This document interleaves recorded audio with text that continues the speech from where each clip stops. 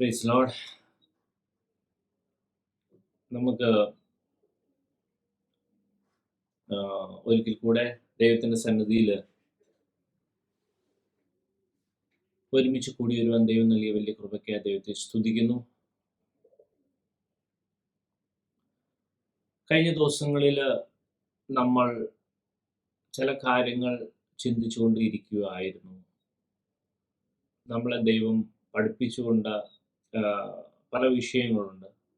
അതിൽ ഏറ്റവും ഒരു പ്രധാനപ്പെട്ട വിഷയം നമ്മൾ കഴിഞ്ഞ ദിവസം നമ്മൾ കേട്ടത് ബി എ വൈസ് മാൻ എന്നുള്ള ആ ഒരു ടോപ്പിക്കിൽ വളരെ വ്യക്തമായി നമുക്ക് മനസ്സിലായ ഒരു കാര്യമാണ്. യേശു തൻ്റെ ഗിരിപ്രഭാഷണങ്ങൾ പറഞ്ഞു തീർന്നതിന് ശേഷം മത്തായി സുവിശേഷം 7-ാം അധ്യായത്തിൽ വളരെ സ്പെസിഫിക്കലി എഴുതിയേക്കുന്ന ഒരു കാര്യമാണ് ബുദ്ധിയുള്ള മനുഷ്യനും ബുദ്ധിയില്ലാത്ത മനുഷ്യനെ കുറിച്ചുള്ള ആ കാര്യം. അതിൻ്റെ അടിസ്ഥാനം ആ ഗിരിപ്രഭാഷണങ്ങളാണ്. അപ്പോൾ ഗിരിപ്രഭാഷണങ്ങൾ മുഴുവൻ പറഞ്ഞു തീർന്നതിന് ശേഷം എൻ്റെ ഈ വചനങ്ങളെ കേട്ട് ചെയ്യുന്നവനല്ല ബുദ്ധിയുള്ള മനുഷ്യനോട് തുല്യനായിരിക്കും. അതുപോലെ എൻ്റെ ഈ വചനങ്ങളെ കേട്ട് ചെയ്യാത്തവൻ എല്ലാം ബുദ്ധിയില്ലാത്ത മനുഷ്യനും സമമായിരിക്കും എന്നുള്ള കാര്യം നമ്മൾ കഴിഞ്ഞ ദിവസങ്ങൾ കേട്ടു. അപ്പോൾ ഗിരിപ്രഭാഷണങ്ങളിലെ വചനങ്ങൾ വളരെ ഒരു മനുഷ്യനെ ബുദ്ധിയുള്ളവനും ബുദ്ധിയില്ലാത്തവനും ആക്കി തരംതിരിക്കുവാൻ പാകത്തിന് ശക്തമായ, അല്ലെങ്കിൽ ഒരു മനുഷ്യ യഥാർത്ഥമായ ബുദ്ധിയുള്ള വ്യക്തി എന്ന് ആ ദൈവത്തിന്റെ യേശുവിന്റെ തന്നെ ആ കാറ്റഗറിയിൽ പെടുത്തുവാൻ ശക്തമായ വചനങ്ങളാണ് മത്തായി 5, 6, 7 അധ്യായങ്ങളിൽ ഉൾക്കൊണ്ടിരിക്കുന്നത്. അതായത് നമ്മൾ പഴയ നിയമങ്ങളില് ശലോമോന്റെ സദൃശവാക്യങ്ങള്, സഭാപ്രസംഗി, ഉത്തമഗീതം, അതുപോലെ സങ്കീർത്തനങ്ങള്, അതേ ബുദ്ധി ഉപദേശിച്ചു തരുന്ന പല വേദഭാഗങ്ങൾ നമുക്ക് കാണാൻ പറ്റും ബൈബിളിൽ. അതുപോലെ തന്നെ അതേപോലെ തന്നെ വളരെ സീരിയസ് ആയിട്ട് എടുക്കേണ്ട, മനസ്സിലാക്കേണ്ട വിഷയമാണ് മത്തായി സുവിശേഷം 5, 6, 7 അധ്യായം കിടക്കുന്നത്. അത് യേശുവിന്റെ തന്നെ വചനമായതുകൊണ്ട് അതിൻ്റെ ആശയം, അതിൻ്റെ വ്യാപ്തി വളരെ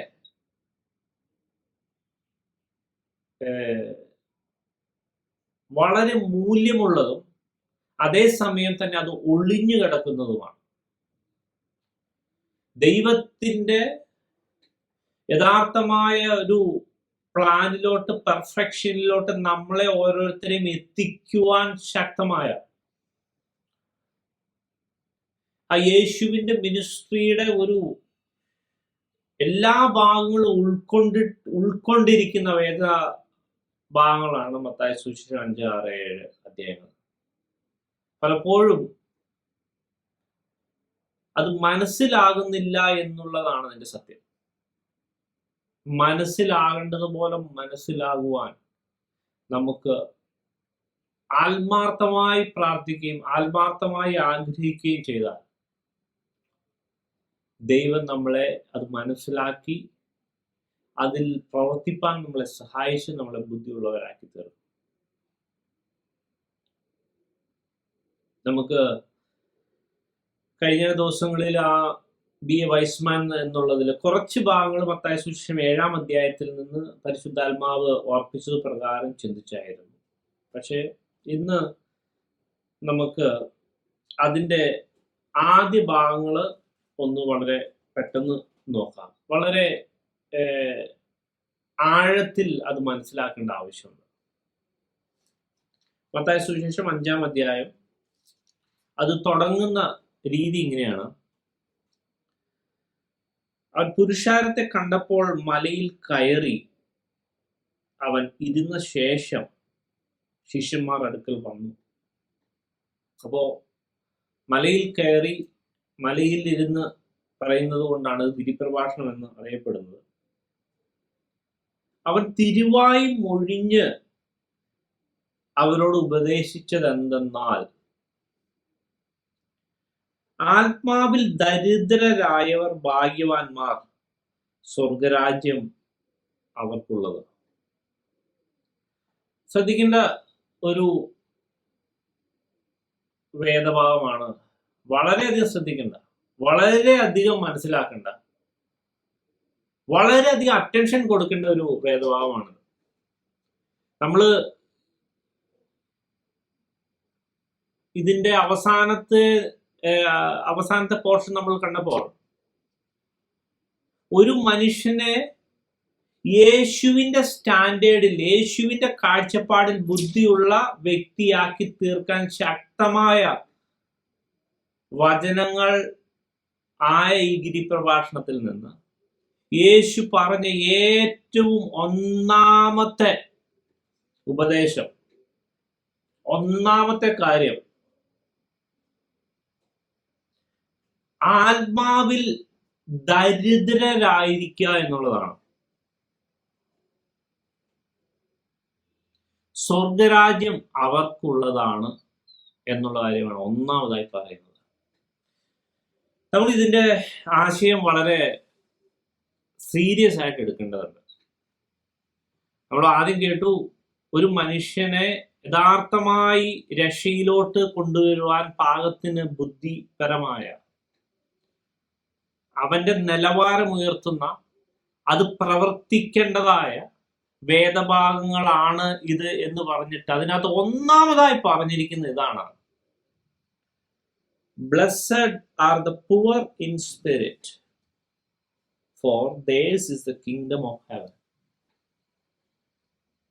ആത്മാവിൽ ദരിദ്രരായവർ ഭാഗ്യവാന്മാർ, സ്വർഗരാജ്യം അവർക്കുള്ളത്. നമുക്ക് അതിനകത്തോട്ട് വരാം.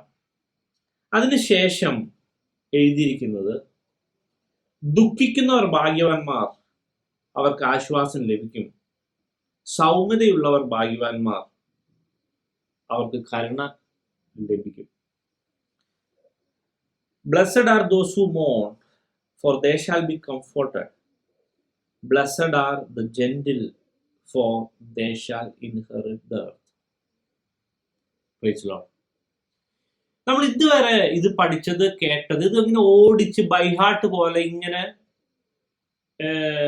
വളരെ പെരിഫറലി അങ്ങ് വായിച്ചു വിടുന്ന ഒരവസ്ഥ ടോട്ടലി മാറ്റിയിട്ട് ഇന്ന് നമ്മൾ ഈ ഒരു വാക്യങ്ങളുടെ ആഴത്തിലോട്ട് ചാടാൻ പോവാ. പിന്നെ ഞാൻ ഓർപ്പിക്കുന്നു, യേശു ബുദ്ധി എന്ന് പറഞ്ഞ കാര്യങ്ങളിൽ ആദ്യത്തെ 3 കാര്യങ്ങൾ നമ്മൾ വായിച്ചത്. ഇത് വളരെ ഡീപ്പാണ്, വളരെ ആഴം ഉള്ള വേദഭാഗങ്ങളാണ് നമ്മൾ വായിച്ചത്.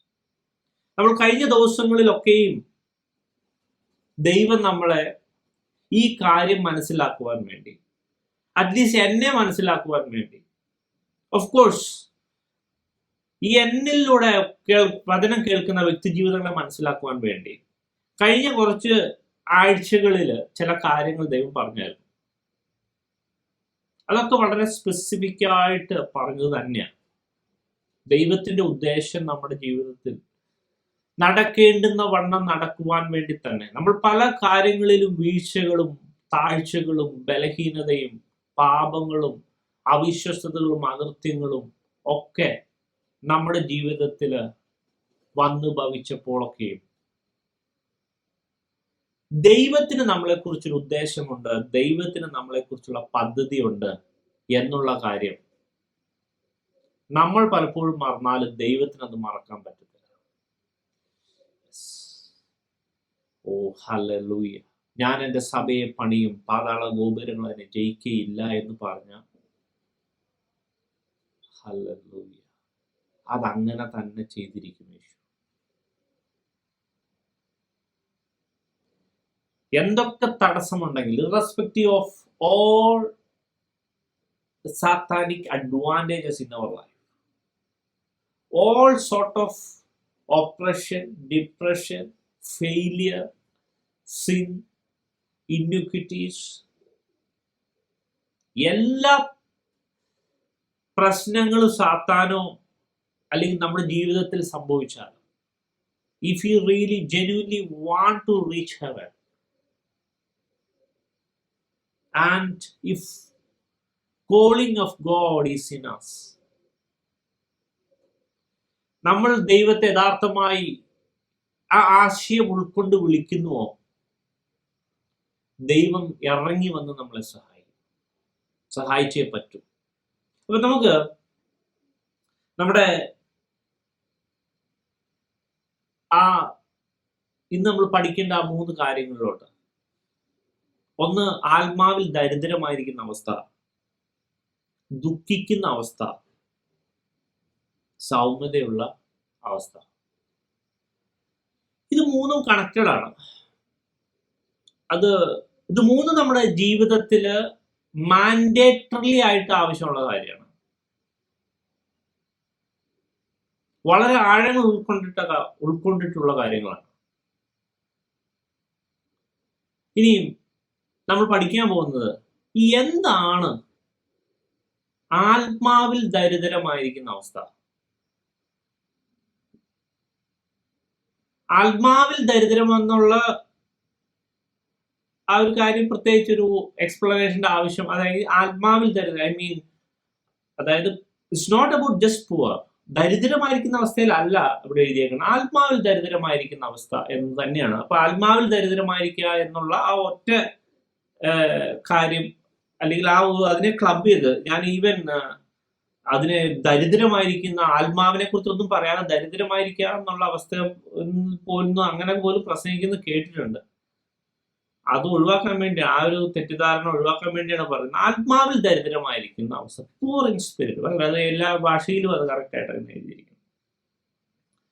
ദുഃഖിക്കുന്ന കാര്യത്തില് പ്രത്യേകിച്ച് ഒന്നും എഴുതിയിട്ടില്ല. ദുഃഖിക്കുന്നവർ ഭാഗ്യവാന്മാർ. അപ്പൊ എന്ത് തരത്തിലാണ് ഭാഗ്യം കിട്ടാൻ പാകത്തിന്, അല്ലെങ്കിൽ ദൈവത്തിന്റെ കാഴ്ചപ്പാടിൽ ഭാഗ്യ പദവിയിലോട്ടുള്ള ഈ ദുഃഖം എന്താണ്? അത് വളരെ ഒരു കൺഫ്യൂസിങ് ആയിട്ടുള്ളൊരു സ്റ്റേറ്റ്മെന്റ്. പലതരത്തിൽ നമ്മുടെ ജീവിതത്തിൽ ദുഃഖം ഉണ്ടാവും. അപ്പൊ എല്ലാ തരത്തിലുള്ള ദുഃഖം ഭാഗ്യത്തിന്റെ പ്രതീകമാണോ? എന്താണ് ഈ ദൈവം ഉദ്ദേശിച്ച ഈ ദുഃഖം? നമ്മളത് പഠിച്ചു വരുമ്പോൾ മനസ്സിലാവും ഈ ആദ്യത്തെ ആ സ്റ്റേറ്റ്മെന്റും രണ്ടാമത്തെ സ്റ്റേറ്റ്മെന്റും ഒക്കെ റിലേറ്റഡ് ആണ്. മൂന്നാമത്തെ സ്റ്റേറ്റ്മെന്റും ഒക്കെ ഇതിന്റെ ഭാഗമാണ്. ദൈവം നമ്മളെ ഒരു പ്രത്യേകമായ തരത്തിലോട്ട് എലിവേറ്റ് ചെയ്യപ്പെടാൻ വേണ്ടിയുള്ളതിന്റെ ആദ്യത്തെ കാര്യമാണ് ആത്മാവിൽ ദരിദ്രമായിരിക്കുക എന്നുള്ള അവസ്ഥ. ഇനി നമ്മൾ കഴിഞ്ഞ ദിവസങ്ങളിൽ, കഴിഞ്ഞ ആഴ്ചകളിലൊക്കെ പഠിച്ചൊരു കാര്യമുണ്ട്. നമുക്ക് ഇത് മനസ്സിലാവണമെങ്കിൽ വീണ്ടും നമ്മളെ കഴിഞ്ഞ ദിവസങ്ങളിലൊക്കെ കൊണ്ടുപോയ വചനങ്ങള് ദാവീദിന്റെ ജീവിതത്തിലൂടെയും ദാവീദിന്റെ സങ്കീർത്തനങ്ങളിലൂടെയൊക്കെയാണ് നമ്മളെ കഴിഞ്ഞ ദിവസങ്ങളിൽ കൊണ്ടുപോയത്. അതൊക്കെ ദൈവം നമ്മളെ സ്പെസിഫിക്കലി, എനിക്കിത് അറിയില്ല, ദൈവനെ അതിന് ശേഷം വെളിപ്പെടുത്തിയ വചനങ്ങളാണ്. ഇതിനു മുമ്പേ ഇതൊക്കെ എടുത്തിട്ടുണ്ടെങ്കിലും ഈ ഒരു ആഴത്തിൽ, ഈ ഒരു തലത്തിൽ എനിക്ക് ദൈവം വെളിപ്പെടുത്തിയിട്ടില്ല. ഞാൻ അർദ്ധസത്യങ്ങൾ മാത്രമേ അറിഞ്ഞിട്ടുണ്ടായിരുന്നുള്ളൂ. ഇപ്പോഴും സത്യം മൊത്തം ദൈവം എനിക്ക് റിവീൽ ചെയ്തിട്ടുണ്ടോ എന്ന് എനിക്കിപ്പോഴും അറിയത്തില്ല. പക്ഷെ നേരത്തെ റിവീൽ ചെയ്തതിനേക്കാളും ഒത്തിരി ആഴത്തിൽ പിന്നീട് റിവീൽ ചെയ്തു എന്നുള്ളത് സത്യമാണ്, എന്നുള്ളത് ഫാക്റ്റാണ്. അപ്പോൾ ആ ഫാക്റ്റിലോട്ട്, ആ ഒരു കാര്യങ്ങളിലോട്ട്, ആ റെവലേഷനിലോട്ട് നമുക്ക് കടക്കാം. അതിനുവേണ്ടി കഴിഞ്ഞ ദിവസങ്ങളിൽ നമ്മൾ ദാവീദിന്റെ ലൈഫ് ചിന്തിച്ചത് സങ്കീർത്തനം 25 കൂടെയൊക്കെയാണ്. നമ്മൾ കഴിഞ്ഞ ദിവസങ്ങളിൽ ദൈവം നമ്മളെ പ്രത്യേക രീതിയിൽ കടത്തിവിട്ടത്. നമ്മളവിടെ 25-26 സങ്കീർത്തനങ്ങൾ നമ്മൾ ചിന്തിച്ചായിരുന്നു. 25-ൽ ദാവീദ് ഇങ്ങനെ പറയുന്നു, നിന്റെ വഴികളെ എന്നെ അറിയിക്കണമേ, നിന്റെ പാതകളെ എനിക്ക് ഉപദേശിച്ചു തരണമേ, നിന്റെ സത്യത്തിൽ എന്നെ നടത്തി പഠിപ്പിക്കണമേ എന്ന് 25-ാം സങ്കീർത്തനത്തിൽ ദാവീദ് പ്രാർത്ഥിച്ചു, റിക്വസ്റ്റ് ചെയ്തു. 26-ാം സങ്കീർത്തനമായപ്പോൾ ദാവീദ് തിരിച്ച് ദൈവത്തോട് ചോദിക്കുക, ഞാൻ പെർഫെക്റ്റ് ആയിട്ടല്ലേ പോകുന്നത് എന്ന് ദൈവമേ അങ്ങ് നോക്കിയാട്ടെ, എൻ്റെ വഴിയിൽ എന്തെങ്കിലും മിസ്റ്റേക്ക് ഉണ്ടോ എന്ന് നോക്കിയാട്ടെ. നമ്മൾ ഇതൊക്കെ കഴിഞ്ഞ ദിവസങ്ങളിൽ ചിന്തിച്ചതാണ്. അപ്പോ ഇത് വെറുതെ നമ്മളെ കൊണ്ട് പഠിപ്പിച്ചതല്ല. ഈ മത്തായി സുവിശേഷം 5, 6, 7 അധ്യായങ്ങളൊക്കെ ഇതായിട്ട് കണക്റ്റഡ് ആണ്. പ്രത്യേകിച്ച് നമ്മൾ ഇന്ന് സംസാരിക്കാൻ ആഗ്രഹിക്കുന്ന കാര്യങ്ങൾ ദാവീദിന്റെ ലൈഫിനെ ആയിട്ട് അപഗ്രഥിച്ച് പഠിച്ചാൽ കുറച്ചുകൂടി ഈസി ആയിട്ട് ഇത് കാര്യങ്ങൾ മനസ്സിലാവും. ഹല്ലേലൂയ. നമുക്ക് അറിയാം, ദാവീദ് ഇടയനായിരിക്കുമ്പോൾ, കേവലം ആടുകളെ മേയിച്ചുകൊണ്ടിരിക്കുമ്പോൾ, ബാലനായിരിക്കുന്ന അവസ്ഥയിൽ രാജകീയ അഭിഷേകം ദാവീദിനെ തേടി വന്നതാണ്. ദൈവം അവനെ കണ്ട് സെലക്ട് ചെയ്ത്, ദൈവത്തിന്റെ സെലക്ഷനാണ്, മനുഷ്യന്റെ ഒരു സെലക്ഷൻ അല്ലായിരുന്നു. അതേസമയം ദാവീദ് രാജാവായിട്ട് അഭിഷേകം ചെയ്യപ്പെട്ടതിന് ശേഷം ദാവീദിന്റെ ജീവിതത്തിൽ വന്നു ഭവിച്ച കാര്യങ്ങൾ നമുക്കൊന്നും ഇമാജിൻ ചെയ്യുന്നതിന് അപ്പുറമായ പ്രതിബന്ധങ്ങളാണ്. പലപ്പോഴും ദാവീദ് അവന്റെ എല്ലാ ഹോപ്പ്, ദൈവവുമായിട്ട് ഇത്രയും അടുത്തിരിക്കുന്ന ദാവീദ് പോലും പതറിപ്പോയ, ഞാൻ ശൗലിന്റെ കയ്യാൽ നശിക്കുകയേ ഉള്ളൂ എന്ന് വരെ പറഞ്ഞ അവസ്ഥയിലോട്ട് വന്നിട്ടുണ്ട്. ജീവനെ രക്ഷിക്കേണ്ടതിന് ഓടി ഒളിച്ച എത്ര സന്ദർഭങ്ങളുണ്ട്. പരാജയത്തിന്റെയും പ്രതികൂലത്തിന്റെയും ശത്രുവിനാൽ ചേസ് ചെയ്യപ്പെട്ട് നടന്ന എത്ര സന്ദർഭങ്ങളുണ്ട്.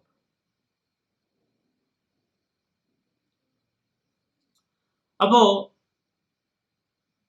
നമ്മളിവിടെ വ്യക്തമായി മനസ്സിലാക്കേണ്ട ഒരു കാര്യം,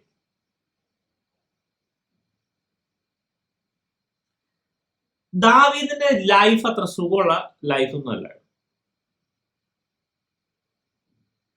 രാജാവായി ദൈവത്തിന്റെ ഹൃദയപ്രകാരമുള്ള അവസ്ഥയിൽ ദാവീദ് ആയിത്തീർന്നു.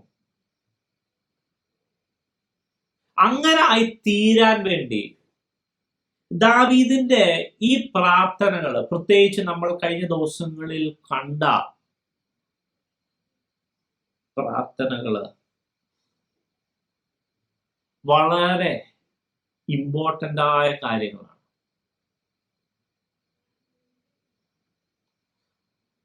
അതായത് നമ്മൾ പ്രാക്ടിക്കലി ഈ കാര്യങ്ങൾ നമ്മുടെ ജീവിതത്തിൽ അത് മനസ്സിലാക്കേണ്ട, അത് ഗ്രഹിക്കേണ്ട ആവശ്യമുണ്ട്.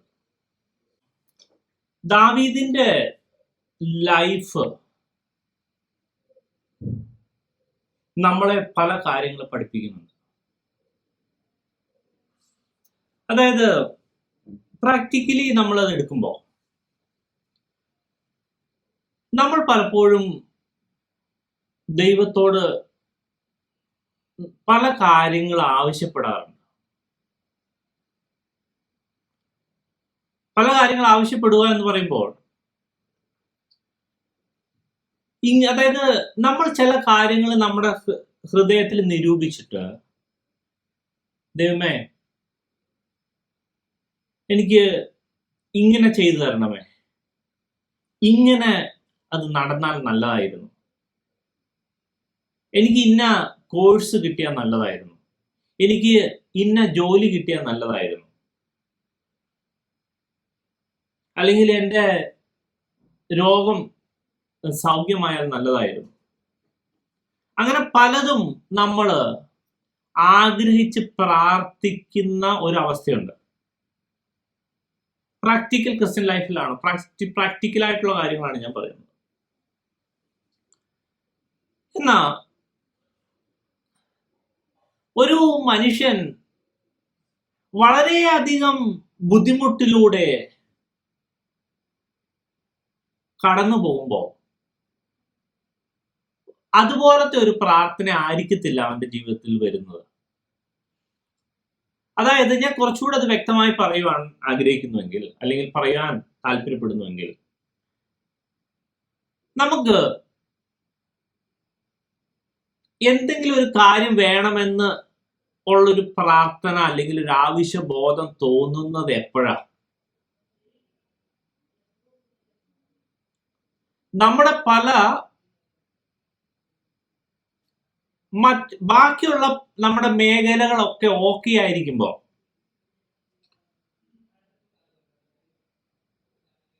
എന്തെങ്കിലും ഒരു പർട്ടിക്കുലർ ഒരു കാര്യം നമ്മൾ മനസ്സിലാക്കുന്നു, അത് നമ്മളിൽ കുറവുണ്ട്, ലാക്കായിരിക്കുന്നു, അതുകൂടി കിട്ടിയാൽ നല്ലതായിരുന്നു. ഇനി ആ ഒരു കാര്യം കിട്ടിക്കഴിയുമ്പോ പിന്നെ കുറച്ച് കഴിയുമ്പോൾ മനസ്സിലാക്കുന്നു ഇത് കിട്ടിയാൽ നല്ലതായിരുന്നു, അപ്പോൾ അതിനുവേണ്ടി പ്രാർത്ഥിക്കാൻ തുടങ്ങും. ഞാനൊരു ഹോളിസ്റ്റിക്കലി ആണ് ഈ കാര്യങ്ങൾ എടുക്കുന്നത്. നമ്മുടെ ലൈഫിനെ മൊത്തത്തിലാണ് ഞാൻ ഇത് നോക്കിക്കാണുന്നത്, അല്ലെങ്കിൽ ഒരു ആശയം ട്രാൻസ്ഫർ ചെയ്യാൻ ആഗ്രഹിക്കുന്നത്. അതായത് നമ്മുടെ സപ്പോസ്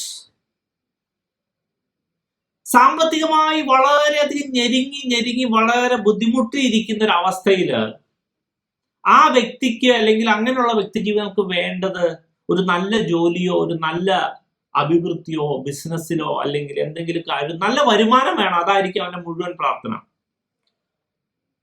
ആ സമയത്ത് വേറൊരു കാര്യം ചിന്തിക്കുക, ആ വ്യക്തിക്ക് നല്ല ആരോഗ്യം ഉണ്ടാവും, ദൈവം അവന് നല്ല അല്ലെങ്കിൽ ആരോഗ്യത്തിന്റെ അല്ലെങ്കിൽ രോഗത്തിന്റെ ഒരു അവസ്ഥയെ ഒന്നും അവന് ഉണ്ടാവത്തില്ലായിരിക്കും. അല്ലെങ്കിൽ ആ രോഗത്തിന്റെ അവസ്ഥയുമായി ബന്ധപ്പെട്ടോ അല്ലെങ്കിൽ അവന്റെ കുഞ്ഞുങ്ങളുടെ അവസ്ഥയുമായി ബന്ധപ്പെട്ടോ ഒക്കെ അവൻ ഓക്കെ ആയിരിക്കും. അവന്റെ ആപാട് പ്രശ്നം മൊത്തം സാമ്പത്തികമായിരിക്കും. ഞാൻ ഒരു എക്സാമ്പിൾ പറഞ്ഞെന്നുള്ളൂ, ചില കാര്യങ്ങൾ മനസ്സിലാക്കാൻ വേണ്ടി. ഇനി ചില വ്യക്തി ജീവിതങ്ങളാണെങ്കിൽ അവർക്ക് സാമ്പത്തികമായി നല്ലൊരു സ്റ്റാറ്റസിലൊക്കെ ഉള്ള വ്യക്തിയാണ്, പക്ഷേ അവന്റെ പ്രശ്നം ചിലപ്പോൾ രോഗമായിരിക്കും. ചില രോഗങ്ങൾ അവനെ വർഷങ്ങളായിട്ട് ബുദ്ധിമുട്ടിച്ച് അലട്ടിക്കൊണ്ടിരിക്കുന്നതാണ്. അപ്പൊ അവന്റെ ഓൾ അറ്റൻഷൻ, എല്ലാ അവന്റെ ആവശ്യവും എങ്ങനെയെങ്കിലും രോഗസൗഖ്യം നേടുക എന്നുള്ളതായിരിക്കും. ഇനി ചില വ്യക്തി ജീവിതങ്ങള്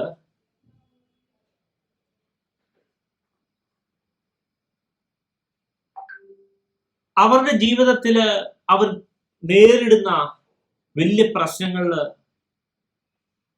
സാമ്പത്തികമായിരിക്കത്തില്ല, രോഗമായിരിക്കത്തില്ല, ചിലപ്പോൾ കുഞ്ഞുങ്ങളുമായി ചേർന്ന് ഉള്ള ബന്ധപ്പെട്ട ഇഷ്യൂസ് ആയിരിക്കും, കുഞ്ഞുങ്ങളുടെ ഭാവിയോ അല്ലെങ്കിൽ അവരുടേതായ പ്രശ്നങ്ങളായിരിക്കും.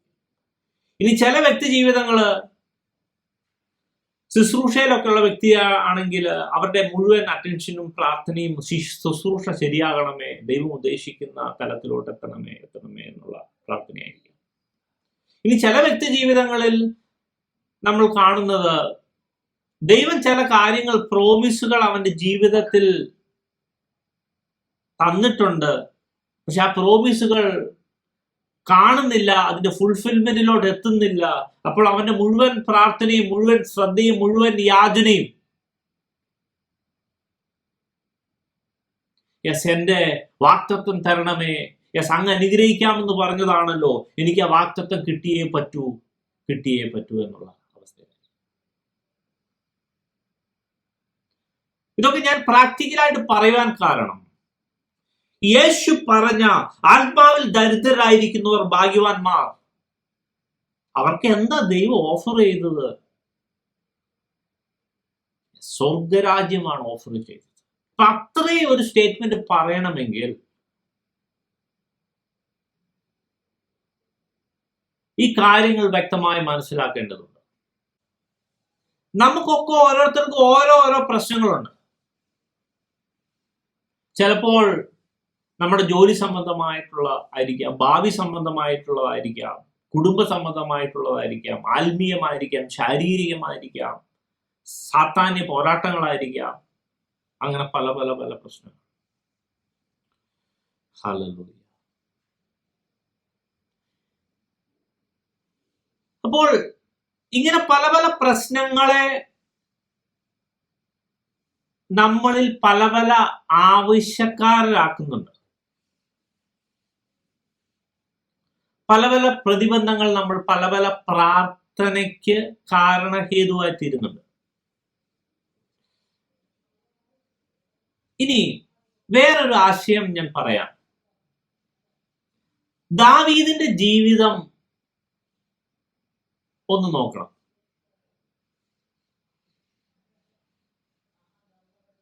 ആ മനുഷ്യൻ സ്വന്തം പ്രാണന് വേണ്ടി ഓടുകയാണ്.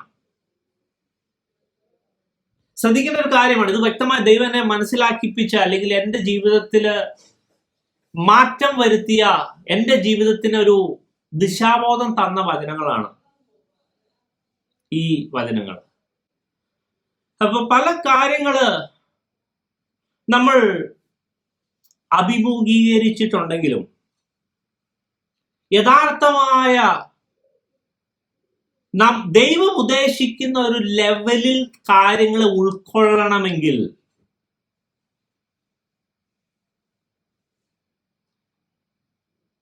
ദാവീദിന്റെ ജീവിതത്തിലോട്ട് നമ്മൾ യഥാർത്ഥമായി കടന്നു ചെല്ലേണ്ടതുണ്ട്. ദാവീദിന്റെ പ്രശ്നം ദൈവമേ എന്നെ ജസ്റ്റ് രാജാവാക്കണമേ രാജാവാക്കണമേ രാജാവാക്കണമേ എന്നും മാത്രമായിരുന്നോ? അത് രാജ്യത്വത്തിന്റെ രാജകീയമായ അഭിഷേകമുള്ള ദാവീദ്, രാജാവാകേണ്ട ദാവീദ് ഇപ്പോൾ പ്രാണനു വേണ്ടി ഓടുകയാണ്. ശ്രദ്ധിക്കേണ്ട ഒരു കാര്യം, വളരെ വ്യക്തമായിട്ട് മനസ്സിലാക്കേണ്ട കാര്യം, നമ്മുടെ ഒക്കെ ലൈഫിൽ അല്ലെങ്കിൽ നമ്മളെ ഇങ്ങനെയൊക്കെ ഒരു അവസ്ഥയിൽ ദൈവം ആക്കി കൊണ്ടുവന്നിട്ടുണ്ടെങ്കിൽ അതിന് വ്യക്തമായ ഉദ്ദേശമുണ്ട്. ഹല്ലേലൂയ. യഥാർത്ഥമായ ജീവിതത്തിന്റെ പർപ്പസിനെ ഉൾക്കൊണ്ട വചനങ്ങളിലോട്ടാണ് നമ്മൾ സ്ലോലി മൂവ് ചെയ്തുകൊണ്ടിരിക്കുന്നത്. ദാവീദിന്റെ പ്രാർത്ഥന കേവലം രാജാവാക്കണമേ രാജാവാക്കണമേ എന്നല്ല. കാരണം അവൻ സാമ്പത്തികമായി, അവന്റെ സെക്യൂരിറ്റി സംബന്ധമായി, അവന്റെ ലൈഫ് തന്നെ വളരെയധികം ത്രെട്ടിലായിരിക്കുന്ന സമയത്ത് ഓഫ് കോഴ്സ് അവന്റെ പ്രാർത്ഥന കേവലം രാജാവാക്കണമേ രാജാവാക്കണമേ എന്നായിരിക്കത്തില്ല. ദൈവങ്ങളെ, ഞാൻ പലപ്പോഴും ദൈവത്തോട് തന്നെ ചോദിച്ചിട്ടുണ്ട്, അല്ലെങ്കിൽ മനസ്സിലാക്കി, അല്ലെങ്കിൽ ഞാൻ ദൈവത്തോട് ചോദിച്ചിട്ടുണ്ട് ഈ കാര്യം. എന്തുകൊണ്ട് ദാവീദിന്റെ ജീവിതത്തില് ഇങ്ങനൊരു ബ്രാക്കറ്റ് പീരീഡ് അവിടുന്ന് അനുവദിച്ചു? എന്തുകൊണ്ട് മോശയുടെ ജീവിതത്തില്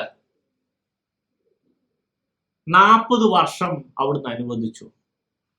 എന്തുകൊണ്ട് അബ്രഹാമിന്റെ ജീവിതത്തില് ആ പ്രായമായിരിക്കുന്ന അവസ്ഥയില് അവിടുന്ന് വിളിച്ച് വേർതിരിച്ച് പിന്നെയും അതിഭയങ്കരമായ വിശ്വാസത്തിന്റെ പരീക്ഷയിലൂടെ കടത്തിവിട്ടു? എന്തുകൊണ്ട്? ഹല്ലേലൂയ. പ്രിയ ദൈവങ്ങളെ, വളരെ വ്യക്തമായ ഉദ്ദേശമുണ്ട് നമ്മുടെ ജീവിതത്തില്. എന്തുകൊണ്ട് ഇത്രയും നാളുകൾ ഇങ്ങനെ കടന്നുപോയി? എന്തുകൊണ്ട് ഞാൻ ഈ പരീക്ഷണങ്ങൾ, ഞാൻ ഈ ശോധനകൾ, ഞാൻ ഈ പ്രശ്നങ്ങൾ അഭിമുഖീകരിക്കുന്നു? അതിന് വ്യക്തമായ ഉദ്ദേശമുണ്ട്. ആ ഉദ്ദേശം മനസ്സിലാക്കിയെടുക്കുക എന്നുള്ളതാണ് ഏറ്റവും ഇമ്പോർട്ടൻറ്റ്. ഹല്ലേലൂയ. യേശുവിന്റെ നാമത്തിൽ പ്രാർത്ഥിക്കുന്നു. ഹല്ലേലൂയ. അപ്പോൾ ഞാൻ ആദ്യം പറഞ്ഞപ്പോൾ പല മേഖലകൾ ഓൾറെഡി റെഡി ആയിരിക്കുമ്പോൾ ഏതെങ്കിലും ഒരു വീക്ക് പോയിന്റിനെ മാത്രം പിടിച്ചിട്ടുള്ള ഒരു പ്രാർത്ഥന അല്ല ദാവീദിന്റെ പ്രാർത്ഥന. പകരം ഈ കാര്യങ്ങളെ യഥാർത്ഥമായി ഉൾക്കൊണ്ട്, ഹല്ലേലൂയ, യെസ്, കാരണം ദാവീദിന് ഒരു അശ്രദ്ധ മതി അവന്റെ തല പോവും. ദാവീദിന്റെ ഒരു നെഗ്ലിജൻസ് അവന്റെ ലൈഫിനെ ത്രട്ടൺ ചെയ്യുന്ന അവസ്ഥയിലായിരിക്കും. ശൗൽ അതുമാതിരിയാണ് ദാവീദിനെ ഇട്ട് ഓടിക്കുന്നത്. ആൾക്കാരെ വെച്ച് ഓടിക്കുന്ന ഒരു ഭയങ്കരമായ അവസ്ഥ.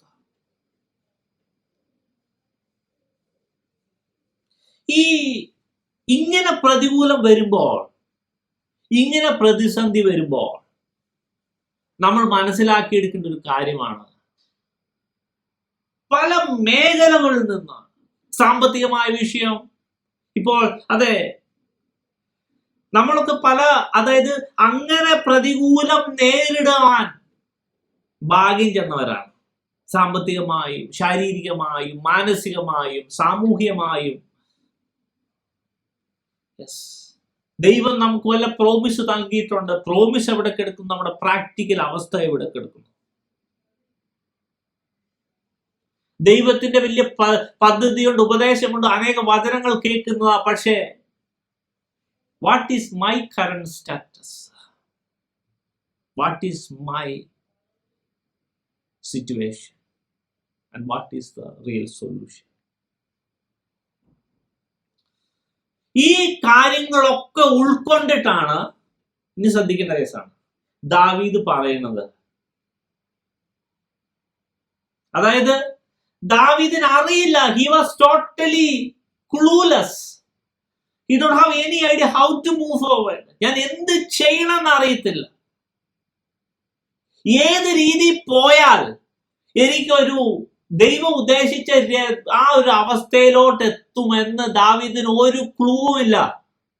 കാരണം ശൗൽ അത്രയിട്ട് ഓടിക്കുക. പിന്നല്ലേ കാട്ടിക്കിടക്കുന്ന ഗുഹകളിൽ ഒളിച്ചിരിക്കുന്ന ദാവീദ് എങ്ങനെ രാജാവാകും? നമ്മൾ ഇതൊക്കെ കേൾക്കുമ്പോ, കഥയായിട്ട് വായിക്കുമ്പോ നല്ല രസമുണ്ട്. പക്ഷെ ദാവീദിന്റെ ഭാഗത്ത് നിന്ന് ഇറങ്ങി ചിന്തിക്കുക.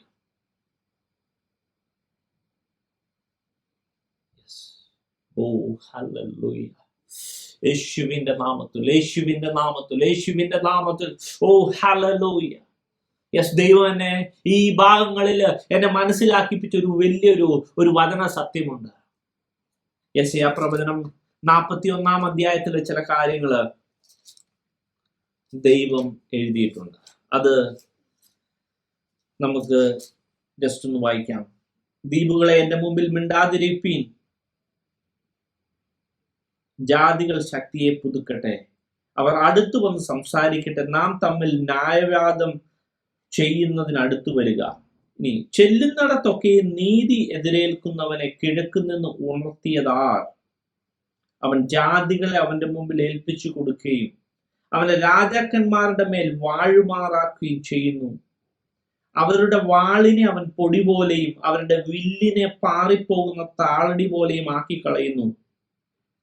അവൻ അവനെ പിന്തുടർന്ന് നിർഭയനായി കടന്നു ചെല്ലുന്നു. പാതയിൽ കാൽ വെച്ചല്ല അവൻ പോകുന്നത്. ആരത് പ്രവർത്തിക്കുകയും അനുഷ്ഠിക്കുകയും ചെയ്തു? ആദ്യം മുതൽ തലമുറകളെ വിളിച്ചവൻ യഹോവയായ ഞാൻ ആദ്യനും അന്ത്യന്മാരോടുകൂടെ അനന്യനുമാകുന്നു. നമുക്കറിയാം, ഇത് യെശയ്യാ പ്രവചനം 41 അധ്യായത്തിലെ ആദ്യ ഭാഗങ്ങളാണ് നമ്മൾ വായിച്ചത്. ദൈവത്തിന്റെ പദ്ധതി ചെയ്യുന്നതൊക്കെയും അസാധാരണമായ ദൈവിക ശക്തിയോടുകൂടെയാണ്. ഹല്ലേലൂയ.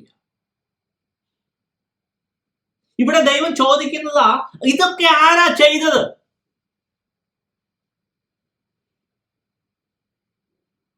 അത് ഒരുപക്ഷെ കോരശിന്റെ ലൈഫിലോട്ട് നോക്കുവാണെങ്കിൽ, ഇനി യേശുവിന്റെ തന്നെ മിനിസ്ട്രിയിലോട്ട് നോക്കുവാണെങ്കിൽ, ഇതൊക്കെ ആരാ ചെയ്തത്? ഇനി അതൊന്നും വേണ്ട, മനസ്സിലാകുന്ന രീതിയിൽ. കോരശിന്റെ കാര്യം നമുക്കറിയാം. യെശയ്യാ പ്രവചനം 45 അധ്യായത്തില് നമ്മൾ അതിനെ കുറിച്ചൊക്കെ അത് പഠിച്ചതാണ്.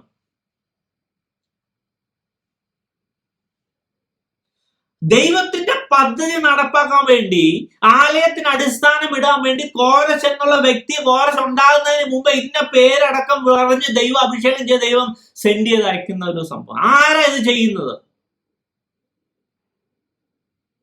ദൈവം. ആ ഭാഗങ്ങളൊക്കെ നമ്മൾ പഠിച്ചപ്പോൾ എന്താണ് അതിനകത്ത് essence, how God made it happen, how എങ്ങനെയാ ദൈവം അത് സംഭവിപ്പിച്ചത് അല്ലെങ്കിൽ നടത്തിയത്. അവന്റെ റൂഹ ഉണർത്തിയിട്ടാണ് അത് ചെയ്തത്. ഹല്ലേലൂയ. യെസ്. ഇനി വേറെ കാര്യങ്ങളിലോട്ട് ഞാൻ പറയാം. ഞാൻ അതിന്റെ ഡീറ്റെയിൽസിലോട്ട് കൊണ്ടുവരാം. ശ്രദ്ധിക്കണേ. നമുക്കറിയാം ദാവീദ് ഗോലിയാത്തിനെ ജയിച്ചു.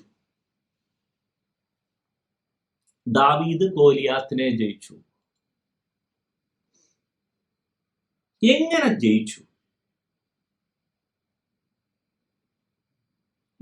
ജയിച്ചു? ഹല്ലേലൂയ.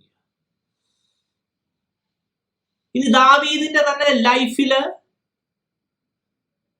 ഒരിക്കൽ ഒരു സിംഹവും ഒരു കരടിയും വന്ന് അവന്റെ ആട്ടിൻ കൂട്ടത്തിൽ നിന്ന് ആടിനെ പിടിച്ചു കൊണ്ടുപോയപ്പോൾ ദാവീദ് തന്നെ പറഞ്ഞൊരു കാര്യമാണ്,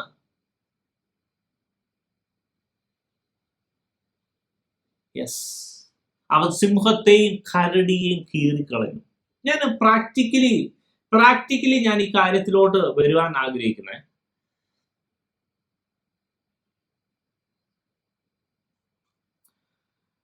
നമ്മളൊക്കെ സിംഹത്തെ കണ്ടിട്ടില്ലേ? അല്ലെങ്കിൽ സിംഹം എന്നുള്ളത് നമുക്കറിയാവും.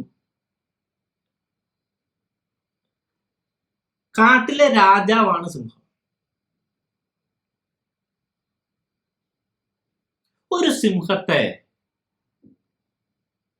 കീറിക്കളയാൻ, അത് അവന്റെ താടിയെ പിടിച്ച് കീറിക്കളഞ്ഞു എന്നാണ് എഴുതിയിരിക്കുന്നത്. ഒരു സിംഹത്തെ കൊല്ലാൻ ഒരു മനുഷ്യന് പറ്റുമോ? അതിന് പ്രാക്ടിക്കലി അതിനകത്ത് എടുക്കണമേ.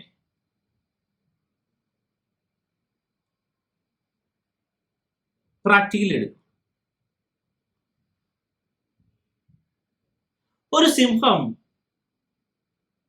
ദാവീദിന്റെ ആട്ടിൻകൂട്ടത്തിലോട്ട് ഓടി വന്ന് ഒരു ആടിനെ കടിച്ചെടുത്തിട്ട് ഓടി.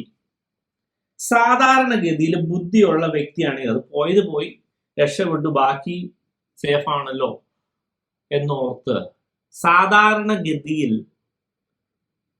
എല്ലാവരും ചെയ്യുന്നത് അതായിരിക്കും. അത് പോട്ടെ, ആരെങ്കിലും ആ സിംഹത്തിന്റെ വായിൽ നിന്ന് ഒരു ആട്ടിൻകുട്ടിയെ രക്ഷിക്കാൻ ശ്രമിക്കുമോ? കരടിയിൽ നിന്ന് ആട്ടിൻകുട്ടിയെ രക്ഷിക്കാൻ ശ്രമിക്കുമോ? സാധാരണ ഇത് ശ്രമിക്കത്തില്ല. ഇനി അവിടെയാണ് പോയിന്റ്. അതിനകത്ത് I'm coming to that point. Hallelujah. നമ്മുടെ ഇത് ആത്മാവിൽ ദരിദ്രനായിരിക്കുന്നവർ ഭാഗ്യവാന്മാർ, സ്വർഗരാജ്യം അവർക്കുള്ളതെന്ന് പറയുന്ന കാര്യത്തിലോട്ടാണ് നമ്മൾ പോകുന്നത്. പക്ഷെ അതിനായി ഈ ആശയങ്ങളൊക്കെ വ്യക്തമായി നമ്മൾ ഉൾക്കൊള്ളണം. ആരെങ്കിലും ഒരു സിംഹത്തിന്റെ വായിൽ നിന്ന് ആരോഗ്യമുള്ള ഇര പിടിക്കാൻ ശക്തമായ സിംഹത്തിന്റെ വായിൽ നിന്ന് ആട്ടിൻകുട്ടിയെ രക്ഷിക്കാൻ ശ്രമിക്കുക? സാധാരണ ഇത് ശ്രമിക്കത്തില്ല. പക്ഷെ ദാവീദിന്റെ ലൈഫിൽ അത് നടന്നു. സിംഹത്തിൽ നിന്നും കരടിയിൽ നിന്നും അവൻ ആടിനെ രക്ഷിച്ചു. ആ രണ്ട് ഇൻസിഡൻസ് ആണ് പിന്നീട് അവനെ ഗോലിയാത്തിനെ അറ്റാക്ക് ചെയ്യാൻ, ഗോലിയാത്തിന് മുന്നേ നിൽപ്പാനും ഗോലിയാത്തിനെ ജയിപ്പാനും കാരണമായത് അന്ന് ആ ആടിനെയും ആ സിംഹത്തിൽ നിന്നും കരടിയിൽ നിന്നും ആടുകളെ രക്ഷിച്ച അവന്റെ അനുഭവജ്ഞാനമാണ്, അവന്റെ അനുഭവമാണ് ഗോലിയാത്തിന്റെ മുമ്പിൽ അവനെ നിൽപ്പാൻ പ്രാപ്തമാക്കിയത്. ഇനി ശ്രദ്ധിക്കണേ, ഈ സിംഹത്തിന്റെ കാര്യവും കരടിയുടെ കാര്യവും ഗോലിയാത്തിന്റെ കാര്യവും മാനുഷികമായി അബ്സല്യൂട്ട്ലി ഇംപോസിബിൾ ആണ്.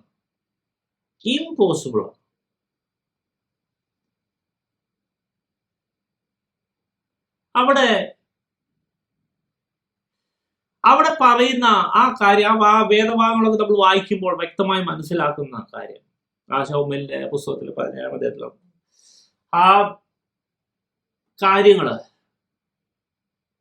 നമ്മൾ മനസ്സിലാക്കുമ്പോൾ ബാലനായ യുദ്ധത്തിലൊന്നും ഒരു എക്സ്പീരിയൻസും ഇല്ലാത്ത ദാവീദ് വരുന്നു. ഹല്ലേലൂയ. ദാവീദ് വരുന്നു. യെസ്. മല്ലനായ ഗോലിയാത്ത് ഇസ്രായേലിനെ വെല്ലുവിളിക്കുമ്പോ ഹല്ലേലൂയ, ദാവീദിനുള്ളിലെ ആത്മാവ് തളച്ചു. ജീവനുള്ള ഇസ്രായേലിന്റെ ദൈവമായ യഹോവയെ ഹല്ലേലൂയ വെല്ലുവിളിക്കുവാൻ ഹല്ലേലൂയ. ഈ ദാവീദിന് എങ്ങനെയത് തിളച്ച? മറ്റാർക്കും ഇസ്രായേലിന്റെ ട്രൂപ്പിന്, ശൗലടക്കമുള്ള ട്രൂപ്പിന് ആർക്കും തിളയ്ക്കാതിരുന്ന എന്ത്? നമ്മളിതൊക്കെ കഥയായിട്ട് വായിക്കുമ്പോൾ നല്ല രസമുണ്ട്. Come to the point. Yes, come to the point. Come to the point.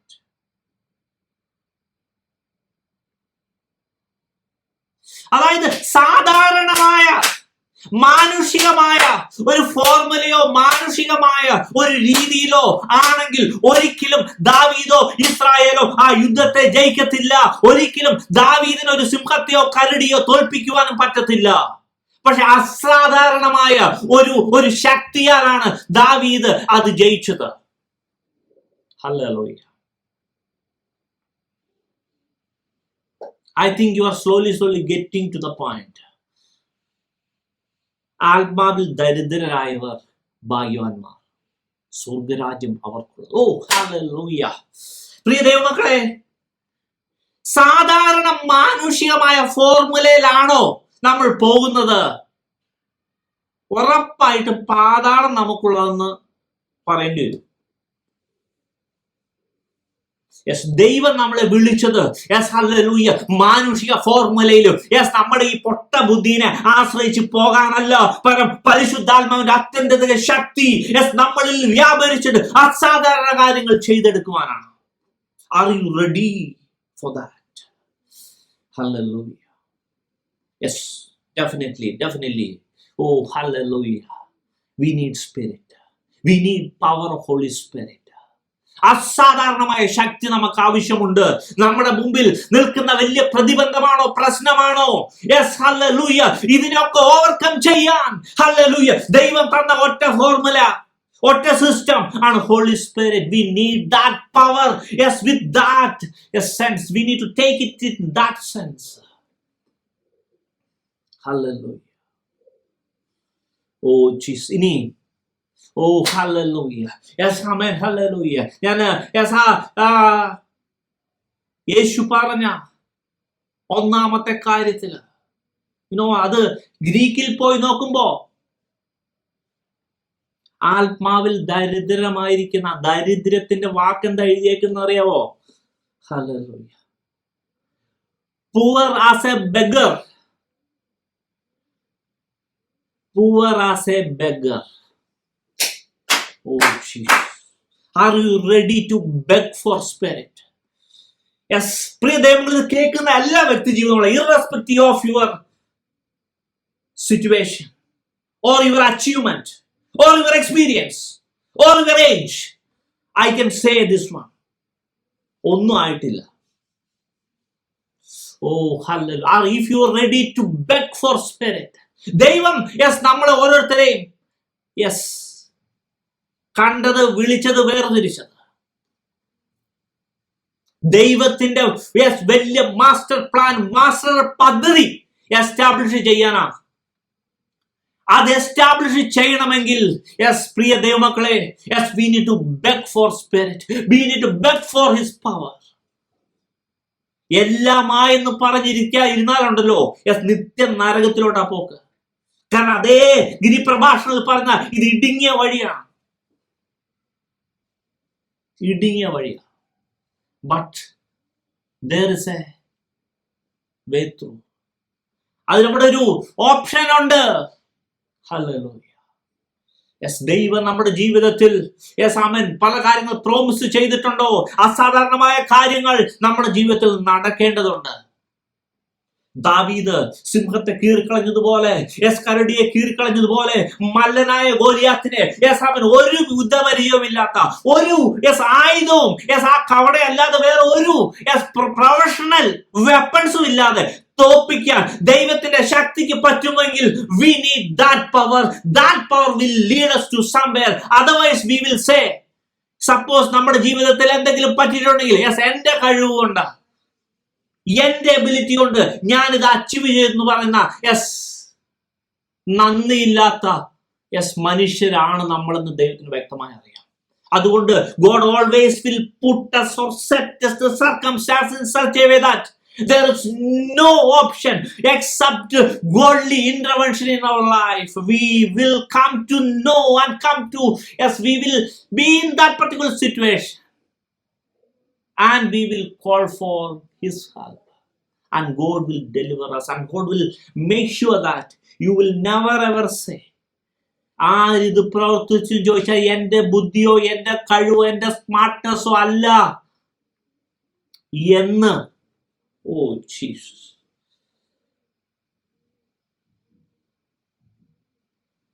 എന്റെ സ്മാർട്ട്നെസ്സോ എന്റെ കഴിവോ അല്ല എന്ന് വ്യക്തമായി പറയുവാൻ പാകത്തിനാ സിറ്റുവേഷനെ കൊണ്ട് എത്തിക്കുന്നത്. യെസ്, ഇപ്പോ മനസ്സിലായോ എന്തുകൊണ്ടാണ് ദാവീദിന്റെ ജീവിതത്തിൽ ഒരു ബ്രാക്കറ്റ് പീരീഡ് വന്നത്? എന്തുകൊണ്ടാണ് വെളിപ്പാട് പുസ്തകത്തില് എഴുതിയിരിക്കുന്നത് സ്മിർനയുടെ സഭയുടെ ദൂതന് സാത്താൻ നിങ്ങളെ തടവുകാരാക്കാൻ പോകുന്നു. യെസ്, കുറച്ച് ദിവസം, ഒരു ഫ്രേസ് പോലാണ് ഇത്. 10 ദിവസം എന്നൊക്കെ പറയുന്നത് ഫ്രേസ് ആണ്. കുറച്ച് എന്തുകൊണ്ടാണ് ദൈവം അങ്ങനത്തെ ബ്രാക്കറ്റ് പീരീഡ് അനുവദിക്കുന്നതെന്ന് അറിയാവോ? പ്രിയ ദൈവമക്കളെ, ദൈവനെ പഠിപ്പിച്ച മനസ്സിലാക്കിപ്പിച്ച കാര്യമാണ്. ഹല്ലേലൂയ. ഈ കാര്യത്തിലോട്ട് വരുമ്പോ നമുക്ക് മനസ്സിലാവേണ്ട ഒരു കാര്യമാണ്, നമുക്ക് സൗമ്യത, ദുഃഖത്തിന്റെ അവസ്ഥ ആദ്യം ഞാൻ പറയാം, പരിശുദ്ധാത്മാവിനെ സൗമ്യതയിലോട്ട് കൊണ്ടുചെന്നു.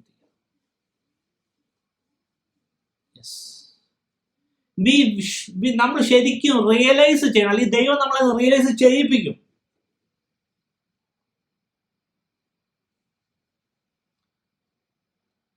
എന്റെ ബുദ്ധിയോ എന്റെ കഴിവോ എന്റെ അഹങ്കാരമോ എന്റെ കോൺഫിഡൻസോ ഇതൊന്നും ഒരു പ്രയോജനം ചെയ്യാത്ത സമയത്ത് ദൈവത്തിന്റെ കൈ വന്ന്, ദൈവത്തിന്റെ ശക്തി, പരിശുദ്ധാത്മാവിന്റെ ശക്തി വന്ന് നമ്മളെ പ്രശ്നത്തിൽ നിന്ന് വിടുവിച്ച് നമ്മളെ മഹത്വത്തിലോട്ട് നടത്തുമ്പോ ഇതാരാ ചെയ്തെന്ന് പറയുമ്പോ ചോദിക്കുമ്പോൾ അത് ദൈവം തന്നെ ചെയ്തു എന്ന് പറയുവാൻ പാകത്തിനുള്ള എക്സ്പീരിയൻസ് നമുക്ക് വേണമോ?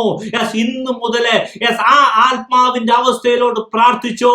Yes, we need to beg for His Spirit. Let His power, let His purpose happen in our life. അത് നടക്കട്ടെ എന്ന് നമ്മൾ ആത്മാർത്ഥമായി പ്രാർത്ഥിക്കുവാൻ തയ്യാറാണോ? യെസ്, നമ്മുടെ സകല ഫോർമുലയെ മാറ്റിവെച്ച് ഇവിടെ നമ്മൾ കഴിഞ്ഞ ദിവസങ്ങളിൽ കണ്ട ഒരു സിസ്റ്റത്തിലോട്ട് നമ്മൾ മനസ്സിലാക്കണം. പ്രിയദൈവങ്ങളെ, നമ്മുടെ ഓരോ സെക്കൻഡ്, നമ്മുടെ ഓരോ ദിവസവും യെസ് ദൈവം ആകുന്ന ഇടയന്റെ, യേശുവാകുന്ന ഇടയന്റെ കൊടുത്തിട്ട് ആ യോഹന്നാൻ സുവിശേഷം 10-ാം അധ്യായത്തിൽ പറയുന്നത് പോലെ യേശുവിനെ നമ്മൾ രക്ഷിതാവായിട്ട് യഥാർത്ഥമായി സ്വീകരിച്ച ആ രക്ഷയുടെ അനുഭവത്തിലോട്ട് കടന്നു ചെന്നതിന് ശേഷം, അതായത് നമ്മൾ അകത്ത് കടന്നു, അതിനുശേഷം ആ ഇടയന്റെ വാക്ക് കേട്ട് അനുഗമിക്കുന്ന ഒരു അവസ്ഥയുണ്ട്.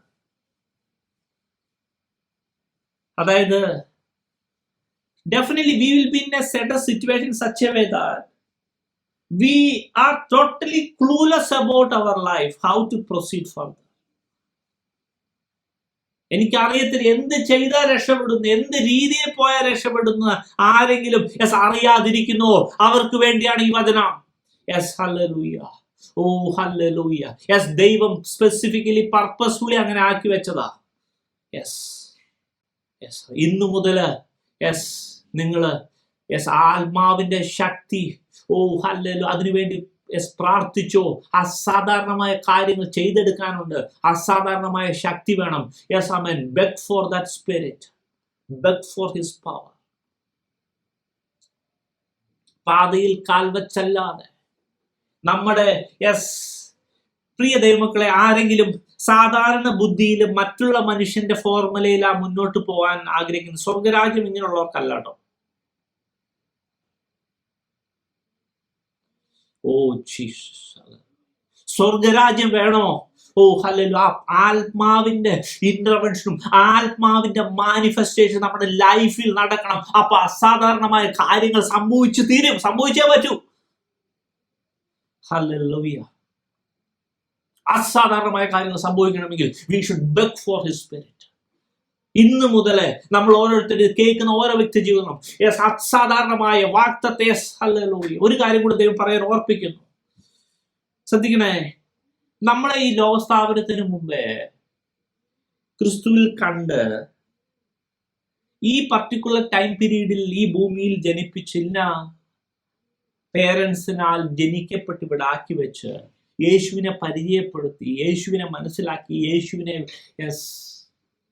രക്ഷിതാവായിട്ട് സ്വീകരിക്കുന്ന അവസ്ഥ കൊണ്ടുവന്ന് അത് നമ്മൾ കൺവിൻസായി അത് സ്വീകരിച്ചെങ്കിൽ ദൈവത്തിന് വ്യക്തമായ ഉദ്ദേശമുണ്ട് നമ്മളെ കുറിച്ച്. ആ ഉദ്ദേശം അക്കംപ്ലിഷ് ചെയ്യണമെങ്കിൽ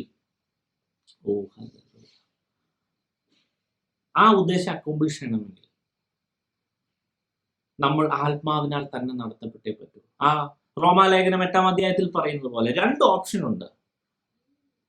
ജഡത്തിന്റെ ചിന്തയുണ്ട്, അതായത് നമ്മൾ ഇതിനു മുമ്പ് എടുത്ത ജഡത്തിന്റെ ചിന്തയുണ്ട്, ആത്മാവിനും ചിന്തയുണ്ട്. ജഡത്തിന്റെ ചിന്ത മരണം, അത് നമ്മൾ ബ്രെയിനിൽ നിന്ന് വരുന്നതാണെങ്കിൽ ആ ഫ്രോണിമ അവസാനം ഉറപ്പായിട്ട് നമ്മളെ ഹല്ലേലൂയ മരണത്തിലോട്ട് എത്തിക്കുള്ളൂ. ഇത്ര ചിന്തിച്ചാൽ മതി.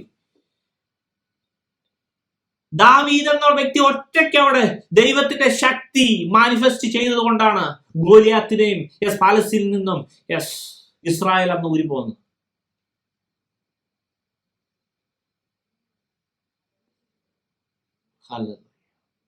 ഒറ്റ വ്യക്തി മതി. ഓ ജീസസ്, അസാധാരണമായ ശക്തിയുള്ള ഒറ്റ വ്യക്തി. പക്ഷെ അവന്റെ ജീവിതത്തിൽ പരിശുദ്ധാത്മാവിന്റെ ഒരു മനുഷ്യന്റെ ശക്തി കൊണ്ട് ഒരു സിംഹത്തിന്റെ വാ കീറിക്കളയാൻ പറ്റില്ല. ഒരു അസാധാരണമായ ശക്തി ദാവീദിൽ കടന്നിട്ടാണ് അത് നടത്തിയത്. അസാധാരണമായ ശക്തിയാണ് അവന്റെ സ്ലിംഗിൽ, അവന്റെ ആ കവണയിൽ ഉണ്ടായിരുന്നത്. അവന്റെ നെറ്റി തൊളയാൻ ഭാഗത്തിന് ശക്തി എവിടുന്ന് കിട്ടി? എന്തുകൊണ്ട്? ഒരു പരിചയ്ക്കും അവന്റെ എക്സ്പെർട്ട് ആയിട്ടുള്ള വർഷങ്ങളായിട്ടുള്ള ഹല്ലേലൂയ അവന്റെ യുദ്ധ വീരന്മാർക്ക് അവനെ പ്രൊട്ടക്ട് ചെയ്യുന്ന സിസ്റ്റത്തിനോ പ്രൊട്ടക്ട് ചെയ്യുന്ന വ്യക്തികൾക്കൊന്നും ആ വെറും ഒരു കല്ലിനെ തടുക്കാൻ പറ്റിയില്ല. പുറകിലുള്ള ശക്തി ദൈവത്തിന്റെ ശക്തിയാണ്. ഇപ്പൊ സപ്പോസ് ദാവീദ് ഒരു ചെറിയ എന്തെങ്കിലും ഒരു ആയുധം അല്ലെങ്കിൽ എന്തോ ഒരു അമ്പോ വില്ലോ എന്തെങ്കിലും ഒന്ന് ഉപയോഗിച്ചു എന്ന് വെച്ചോ, ഒരുപക്ഷെ നാളെ ദാവീദ് പറയും it's my expert, it is my അവൻ എന്റെ സ്നൈപ്പർ മികവാണ്, അല്ലെങ്കിൽ എന്റെ ഷാർപ്പ് ഷൂട്ടിംഗ് കേപ്പബിലിറ്റി ആണ് ഗോലിയാത്തിനെ താഴെയിട്ടെന്ന് പറയില്ല എന്ന് ആര് കണ്ടു? നോ. സോ പ്രിയ ദൈവമക്കളെ, thank to God for the situation that you are in now, because God want to deliver you from nothing to hallelujah glorious level. But this is the key. ഇന്നു മുതലേ പ്രാർത്ഥിച്ചോ, ദൈവമേ അസാധാരണമായൊരു beg ചെയ്തോ, ദൈവമേ beg ചെയ്തോ, അസാധാരണമായൊരു ശക്തി ജീവിതത്തിൽ നൽകപ്പെടാൻ വേണ്ടി beg ചെയ്ത് പ്രാർത്ഥിച്ചോ. കാരണം നമ്മുടെ ലൈഫ് ടോട്ടൽ സിസ്റ്റം ഉണ്ടല്ലോ, നമ്മുടെ ഓരോ ദിവസവും ഉണ്ടല്ലോ, ഈ ഭൂമിയിൽ അലോട്ട് ചെയ്തിരിക്കുന്ന ഓരോ ദിവസവും ഇത് കൗണ്ടഡ് ആണ്. ആ ദൈവം ഉദ്ദേശിച്ച full target, full activity within our life സ്പാനിൽ ഫുൾഫിൽ ആകണമെങ്കിൽ സ്വർഗ തമ്പുരാൻ തന്നെ വിചാരിച്ചേ പറ്റൂ. ആ ഒരു ബോധത്തിലോട്ട് നമ്മൾ വരട്ടെ. അതിനുവേണ്ടി നമ്മൾ ആത്മാർത്ഥമായി പ്രാർത്ഥിക്കുക, ആത്മാർത്ഥമായി ബെഗ് ചെയ്ത് ദൈവമേ ഇപ്പോഴത്തെ ഈ ആത്മാ നിലവാരം പോരാ. ഞാൻ എന്നെ മനസ്സിലാക്കിയിരിക്കുന്നത് വെറും ഒരു കിൻഡർ ഗാർഡനിലെ, അല്ലെങ്കിൽ അതും പറയാൻ പറ്റില്ല, ആശാമ്പള്ളിക്കൂടത്തിലെ പിള്ളേരുടെ ഓരോ ആത്മീയ നിലവാരത്തിൽ വെച്ചിട്ടാണ്. ആ പാല് കുടിച്ച് ആ ശിശുവായിരിക്കുന്ന അപ്പോസ്തലൻ പൗലോസ് എഴുതിയിട്ടുണ്ടല്ലോ, പുരുഷനായ ശേഷം ആ ശിശുവായിരിക്കുന്നത് വിട്ടുകളഞ്ഞു. ഇവിടെ പുരുഷൻ ജീവിതത്തെ കുറിച്ച് കാഴ്ചപ്പാടുണ്ടോ? എന്തിനാ യേശു വിളിച്ചെന്നറിയാവോ? Yes, what is your spiritual assignment? What is your assignment for your own family? What is your assignment for your own profession? Oh hallelujah.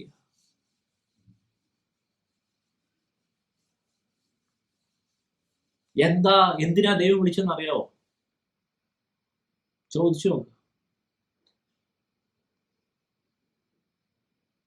ഇന്നലെ വരെയുള്ള ദിവസം സ്വർഗ തമ്പുരാൻ, നമ്മളറിയാം പ്രാർത്ഥന പഠിക്കുമ്പോൾ അത് ഇതിനകത്തുള്ളതാണല്ലോ, അവിടുത്തെ ഇഷ്ടം സ്വർഗത്തിലെ പോലെ ഭൂമിയിലും ആകണമേ. അപ്പോ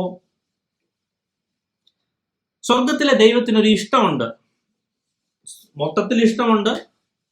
ഓ ഹല്ലേലൂയ. വർഷങ്ങൾക്ക് അല്ലെങ്കിൽ ലോകസ്ഥാപനത്തിന് മുമ്പേ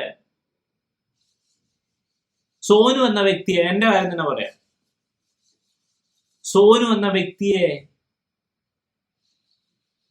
രക്ഷിപ്പാൻ ദൈവം ഡിസൈഡ് ചെയ്യുന്ന ഒരവസ്ഥയുണ്ട്. എന്നെ ഈ ഭൂമിയിലോട്ട് അയച്ചൊരവസ്ഥയുണ്ട്. യേശുവിനെ മനസ്സിലാക്കിപ്പിച്ചൊരവസ്ഥയുണ്ട്. യേശുവിന്റെ ആത്മാവിനെ പകർന്നൊരവസ്ഥയുണ്ട്. അത്രയൊക്കെ അവസ്ഥയുള്ള ദൈവം സോനു എന്നുള്ള വ്യക്തിനെ കുറിച്ച് എന്തൊക്കെ അക്കോംപ്ലിഷ് ചെയ്യണമെന്നും ഉള്ള ഒരു വിൽ ദൈവത്തിനില്ലേ? ഒരു കോമൺ ലോജിക്ക് വെച്ച് നോക്കിയാൽ, ഞാനിത് എന്റെ കാര്യം പറഞ്ഞുള്ളൂ, അതുപോലെ ഓരോരുത്തരുടെയും ജീവിതത്തിലില്ലേ?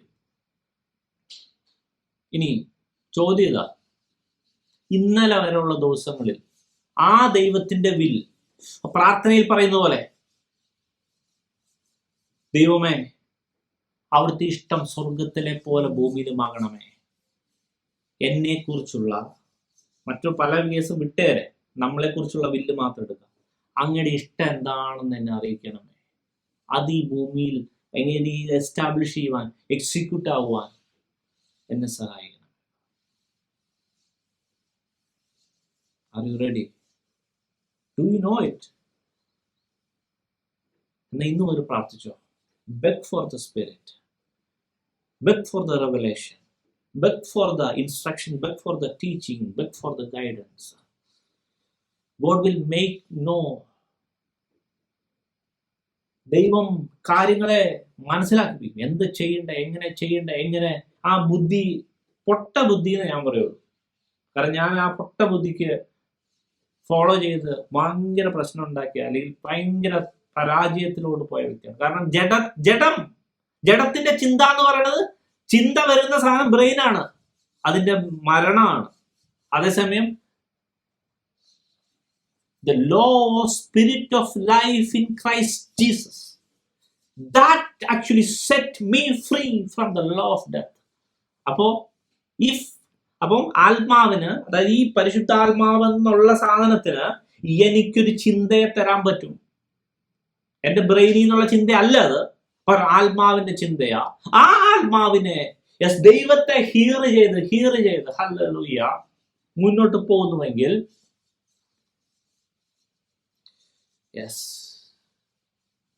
നമ്മൾ ആ എത്തേണ്ട പന്താവിലെത്തും. ദാവീദ് അഡോപ്റ്റ് ചെയ്ത ഒരു സിസ്റ്റമായിരുന്നു അത്. അതാണ് 16-ാം സങ്കീർത്തനത്തിൽ നമുക്ക് കാണുവാൻ കഴിയുന്നത്. ദാവീദ് എന്താണ് ചെയ്തത്? 16-ാം സങ്കീർത്തനത്തിൽ എഴുതിയിരിക്കുന്നത്,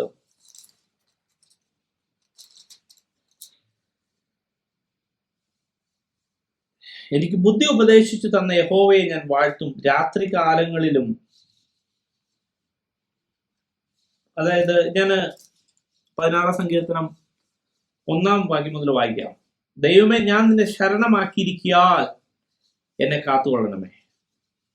ഞാൻ യഹോവയോട് പറഞ്ഞത്, നീ എന്റെ കർത്താവാകുന്നു, നീ ഒഴികെ എനിക്കൊരു നന്മയുമില്ല. ഭൂമിയിലെ വിശുദ്ധന്മാരോ അവർ എനിക്ക് പ്രസാദമുള്ള ശ്രേഷ്ഠന്മാർ തന്നെ. അന്യദൈവനെ കൈക്കൊള്ളുന്നവരുടെ വേദനകൾ വർദ്ധിക്കും. അവരുടെ രക്തപാനീയ ബലികളെ ഞാൻ അർപ്പിക്കുകയില്ല, അവരുടെ നാമങ്ങളെ എൻ്റെ നാവിന്മേൽ എടുക്കുകയില്ല. എൻ്റെ അവകാശത്തിന്റെയും പാനപാത്രത്തിന്റെയും പങ്ക് യഹോവയാകുന്നു. നീ എനിക്കുള്ള ഓഹരിയെ പരിപാലിക്കുന്നു. അളവുനൂൽ എനിക്ക് മനോഹര ദേശത്ത് വീണിരിക്കുന്നു. അതേ, എനിക്ക് നല്ലൊരു അവകാശം ലഭിച്ചിരിക്കുന്നു. എനിക്ക് ബുദ്ധി ഉപദേശിച്ചു തന്ന. ഓക്കെ, ഞാൻ വായിക്കാം. ഇവിടെ എന്താ ദാവീദ് എഴുതിയേക്കുന്നത്? അതായത് ദാവീദിന്റെ ലൈഫിൽ എന്തായിത്തീരണം, എങ്ങനെ ആയിത്തീരണം, ദാവീദിന്റെ ഇൻഹെറിറ്റൻസ് അല്ലെങ്കിൽ അവന്റെ അളവ് നൂല് സെറ്റ് ചെയ്തത് ദൈവമാണ്. ദാവീദ് തന്നെ മനസ്സിലായി, ദൈവം, God gave the best to David. The same thing is applicable for me, for you, for everyone who hear this word. ദൈവം നമുക്ക് ബെസ്റ്റ് തരാൻ തയ്യാറാ. He will do it. Follow the pattern that ദാവീദ് നമ്മളെ കാണിച്ച പാറ്റേൺ ഫോളോ ചെയ്ത.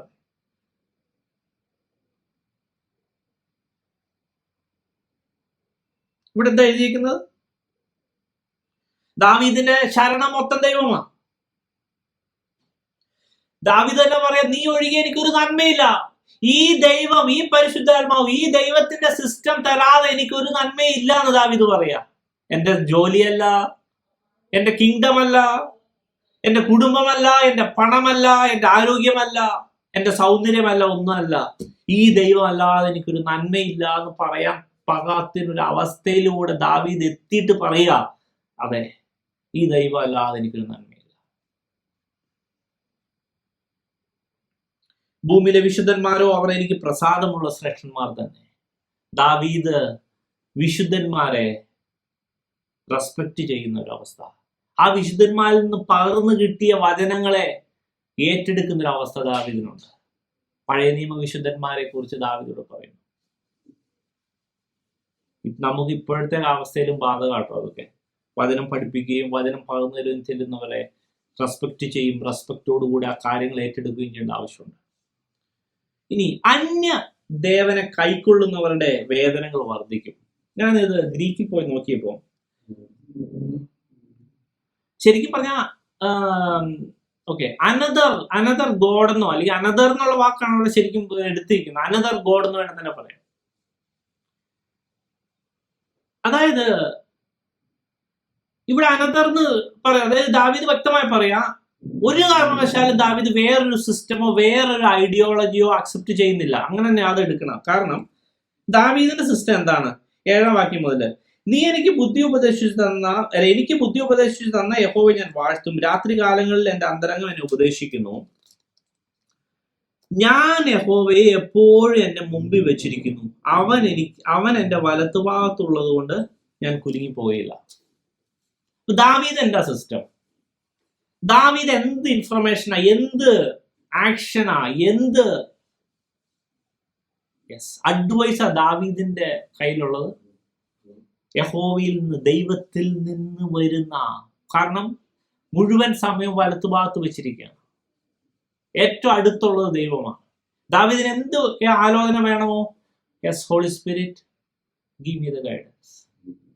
ശരിക്കും പറഞ്ഞാൽ ദൈവമക്കളെ, ആത്മാവുള്ള വ്യക്തി ജീവിതങ്ങളാണെങ്കിൽ നിങ്ങളിൽ പരിശുദ്ധാത്മാവ് ഉണ്ടല്ലോ.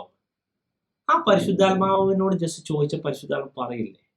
നീ പരിശുദ്ധാത്മാവിന് അങ്ങനെ പറയും. അല്ലെങ്കിൽ if you don't have that sort of experience, you need to improve. നമ്മൾ ആ പൂർ ഇൻ സ്പിരിറ്റ് പറഞ്ഞില്ലേ, beg for it and attain that sort of capability. Yes, that's a mandatory thing. Yes, അതായത് ആത്മാവ് നിങ്ങളോട് സംസാരിക്കുന്ന, ഗൈഡ് ചെയ്യുന്ന, നിങ്ങളുടെ ലൈഫിനെ, നിങ്ങളുടെ ഡിസിഷനെയും റൂൾ ചെയ്യാൻ പാകത്തിനുള്ള ലെവലിലോട്ട് ആത്മാവിനെ ആ നിലവാരം ഏറ്റെടുത്തേ പറ്റൂ. അതില്ലെങ്കിൽ you are not going to, or you are not in the right track. ദൈവം എന്നെ പഠിപ്പിച്ച സിസ്റ്റം അനുസരിച്ച് ഞാൻ പറയാം, അല്ലെങ്കിൽ ഒന്നും ആയിട്ടില്ല.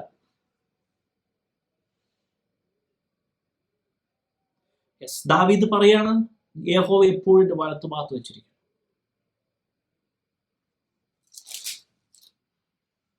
അവൻ എന്റെ വലത്തുഭാഗത്തുള്ളതുകൊണ്ട് യഹോവ എപ്പോഴും എന്റെ മുമ്പിൽ വെച്ചിരിക്കും. ഓ ജീസ്.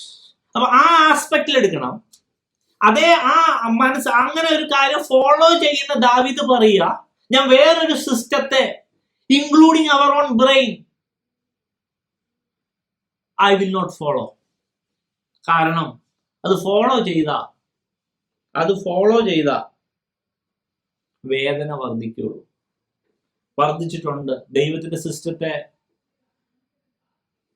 ആത്മാവിനോട് ചോദിക്കാതെ ബുദ്ധിയുടെ പ്രമാണത്തിൽ, പ്രിയ ദൈവമക്കളെ, കേൾക്കുന്ന ഓരോ വ്യക്തി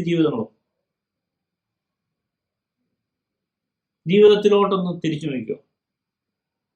ജീവിതത്തിൽ വേദന വരാനുള്ള കാരണങ്ങൾ.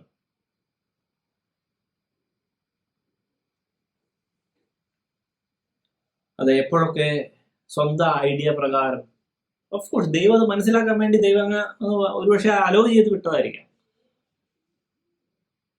സ്വന്തം ആലോചന പ്രകാരം നടക്കാൻ അനുവദിച്ചിട്ട്, അല്ലെങ്കിൽ നടന്നിട്ട്, സ്വന്തം തീരുമാനം എടുത്തിട്ട് വേദനയുടെ പുറത്ത് വേദനയും മണ്ടത്തരങ്ങളുടെ പുറത്ത് മണ്ടത്തരവും പരാജയത്തിന്റെ പുറത്ത് പരാജയവുമായിട്ട് വന്നിട്ടുണ്ടെങ്കിൽ ഇന്നു മുതൽ പുതിയൊരു ലൈഫ് സ്റ്റൈൽ ഫോളോ ചെയ്തോ. അത് പരിശുദ്ധാത്മാവിനോട് ചോദിച്ച് നിങ്ങളുടെ ഡിസിഷൻ എടുക്കുക, നിങ്ങളുടെ ആക്ഷൻ എടുക്കുക. യെസ്, ഒരിക്കലും നിങ്ങൾ പരാജയപ്പെടത്തില്ല. അതാണ് ദാവീദ് നമ്മളെ പഠിപ്പിക്കുന്നത്. അപ്പോ അതിന് ആത്മാവ് വേണ്ടേ? ഈ പറഞ്ഞ നിലവാരത്തിൽ നടത്തപ്പെടുവാൻ, പ്രിയ ദൈവമക്കളെ, അസാധാരണമായ ആത്മാവിന്റെ ശക്തി നമ്മൾ വേണം. നമ്മളിന്ന് പല കാര്യങ്ങളും കേട്ടു. Beg for the spirit. ഇപ്പോഴത്തെ ആത്മാവിന്റെ നിലവാരം കൊണ്ട് യഥാർത്ഥമായി യെസ്, ദൈവം, സ്വർഗത്തിലെ ദൈവം, അവിടുന്ന് യെസ് എന്നെ കുറിച്ചുള്ള ഇഷ്ടം എനിക്ക് അക്കംപ്ലിഷ് ചെയ്യാൻ പറ്റുന്നില്ല എങ്കിൽ yes, beg for the spirit. അങ്ങനെ നടന്നേ പറ്റൂ. എൻ്റെ ജീവിതത്തിൽ യെസ് ഒത്തിരി ഡീവിയേഷൻ വന്നപ്പോൾ, ദൈവത്തിന്റെ സന്നിധിയിലോട്ട് ഇറങ്ങി വന്നപ്പോൾ, ദൈവത്തോട് ചോദിച്ചപ്പോൾ ദൈവം റിവീൽ ചെയ്ത കാര്യമാണ്. I need spirit. I need ദൈവത്തിന്റെ ശക്തി അധികമായി എൻ്റെ ഹൃദയത്തിൽ കിട്ടിയേ തീരൂ. എല്ലാം ആയെന്ന് പറഞ്ഞിരിക്കുന്നത് മണ്ടന്മാർ പോലും അല്ല ദൈവത്തിന്റെ സിസ്റ്റത്തിൽ. കാരണം മണ്ടനാണെങ്കിൽ പോലും ഈ വചനം മനസ്സിലാവണം. പിന്നെ അത് എക്സിക്യൂട്ട് ചെയ്യാതിരുന്നാലാണ് മണ്ടൻ എന്നുള്ള ലെവലിലോട്ട് എത്തുന്നത്. മറ്റേത് ഈ കാര്യങ്ങളൊന്നും അറിയില്ലാത്ത, നമ്മളറിയില്ല, ഇല്ലിറ്ററേറ്റ് ആയിട്ട്, അല്ലെങ്കിൽ ഇപ്പൊ കോർപ്പറേറ്റ് വേൾഡിലൊക്കെ ആണെങ്കിൽ കോർപ്പറേറ്റിൽ ചിലർക്ക് എക്സ്ട്രാ ഓർഡിനറി സ്മാർട്ട് ആയിട്ടുള്ള കാര്യങ്ങൾ, അല്ലെങ്കിൽ ടാലന്റും എക്സ്ട്രാ ഓർഡിനറി സ്മാർട്ട്നെസ് എക്സിബിറ്റ് ചെയ്യുന്നവരുണ്ടാവും. ചിലവരൊക്കെ നോർമൽ ആയിട്ടുണ്ടാവും, ചിലർ ഹാർഡ് വർക്കിംഗ് ആയിരിക്കും, ചിലർക്ക് ഇച്ചിരി മണ്ടത്തരങ്ങളാണെങ്കിൽ but still somehow may be they are faithful. അങ്ങനെയുള്ള കോർപ്പറേറ്റ് ലെവലിൽ നിങ്ങളുടെ തന്നെ, അല്ലെങ്കിൽ കേൾക്കുന്ന ഓരോ വ്യക്തി ജീവിതങ്ങളുടെയും കൊളീഗ്സും, അല്ലെങ്കിൽ ആ ഒരു സിസ്റ്റമൊക്കെ ഇല്ലേ, അത് അവരുടെ ഫീൽഡിലുണ്ടാവും, ബിസിനസ്സിലുണ്ടാവാം, രാഷ്ട്രീയത്തിലുണ്ടാവാം, നിങ്ങളുടെ ജോലി സ്ഥലങ്ങളിലുണ്ടാവാം. Just compare with someone who never go to school.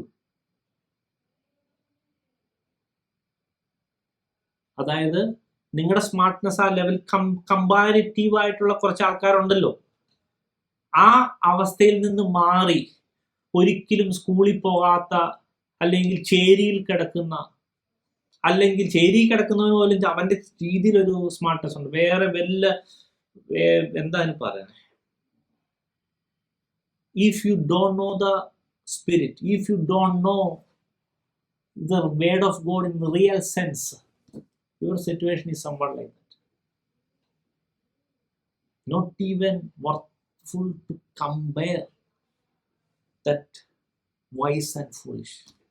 That's what I'm frank, including myself. I'm not an extraordinary person. just a normal person. By the grace of God, God selected me, and by the grace, അവൻ ഈ കാര്യം reveal ചെയ്തു എന്നുള്ളൂ. ആ reveal ചെയ്ത സിസ്റ്റത്തിൽ നിന്ന് പറയുക, മിടുക്കനായതുകൊണ്ടല്ല, വേദന ഉള്ളത് കൊണ്ടാണ്. എല്ലാം അറിഞ്ഞു എന്ന് പറഞ്ഞിട്ട് ഇല്ലിറ്ററേറ്റായും വാദനപരമായി ഇല്ലിറ്ററേറ്റ് ആയിട്ട് ഫൂളിഷ് എന്നുള്ള സ്റ്റാൻഡേർഡിൽ പോലും എത്താതെ എല്ലാം brain. Actually we are going to hell.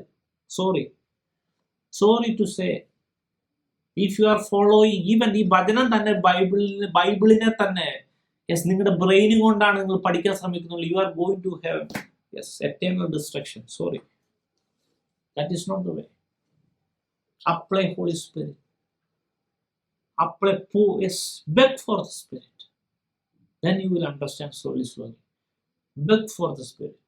Just അല്ലെങ്കിൽ ആസ് എ ട്രൈ എങ്കിലും ഇന്നു മുതൽ ദൈവം യഥാർത്ഥ ഞാൻ എന്നെ ദയിപ്പിക്കണം, എനിക്ക് സത്യം പറഞ്ഞു തരണമേ എന്ന് ഒരു ട്രൈ പോലെങ്കിലും നടത്തും. You will see the difference. എന്നിട്ട് 1 വർഷത്തിന് ശേഷം വേണം എന്നെ ബന്ധപ്പെടും. ഇഫ് നിങ്ങളത് കണ്ടിന്യൂ ചെയ്തിട്ടുണ്ടെങ്കിൽ 1 വർഷം വേണ്ട, ഈവൻ മേ ബി 15 ദിവസമോ 1 മാസമോ കഴിഞ്ഞിട്ട് വേണമെങ്കിൽ ബന്ധപ്പെടും. You will see the difference. Praise the Lord. Let us move to the next level. അപ്പോൾ ശരിക്കും എനിക്ക് തോന്നണം, ആ പൂർ ഇൻ സ്പിരിറ്റ് എന്ന് ആർക്കാ സ്വകരാജെന്ന് മനസ്സിലായിണ്ടാവില്ലേ?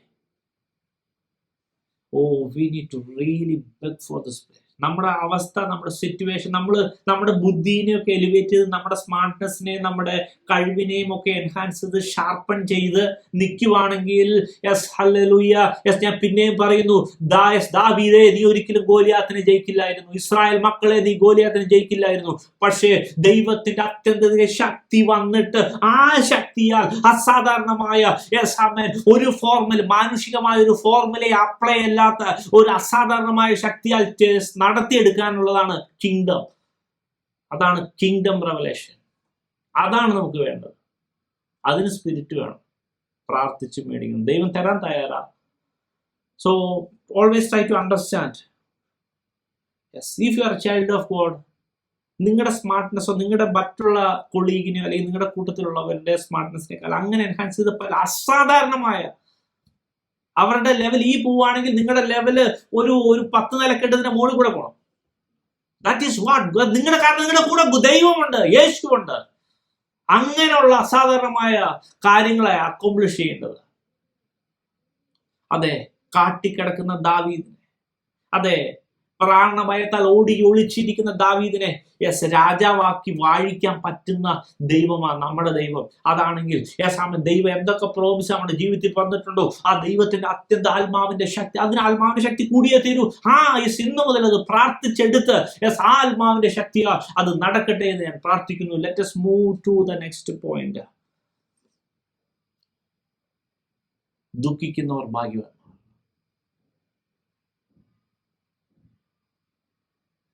ഓക്കെ, സൗമ്യതയെ കുറിച്ച് കുറച്ചുകൂടെ കാര്യങ്ങൾ പറയാം. ഞാൻ ഓൾറെഡി ഇപ്പൊ പറഞ്ഞപ്പോൾ തന്നെ പല കാര്യങ്ങളും അതിനകത്ത് ടച്ച് ചെയ്തിട്ടുണ്ടായിരുന്നു.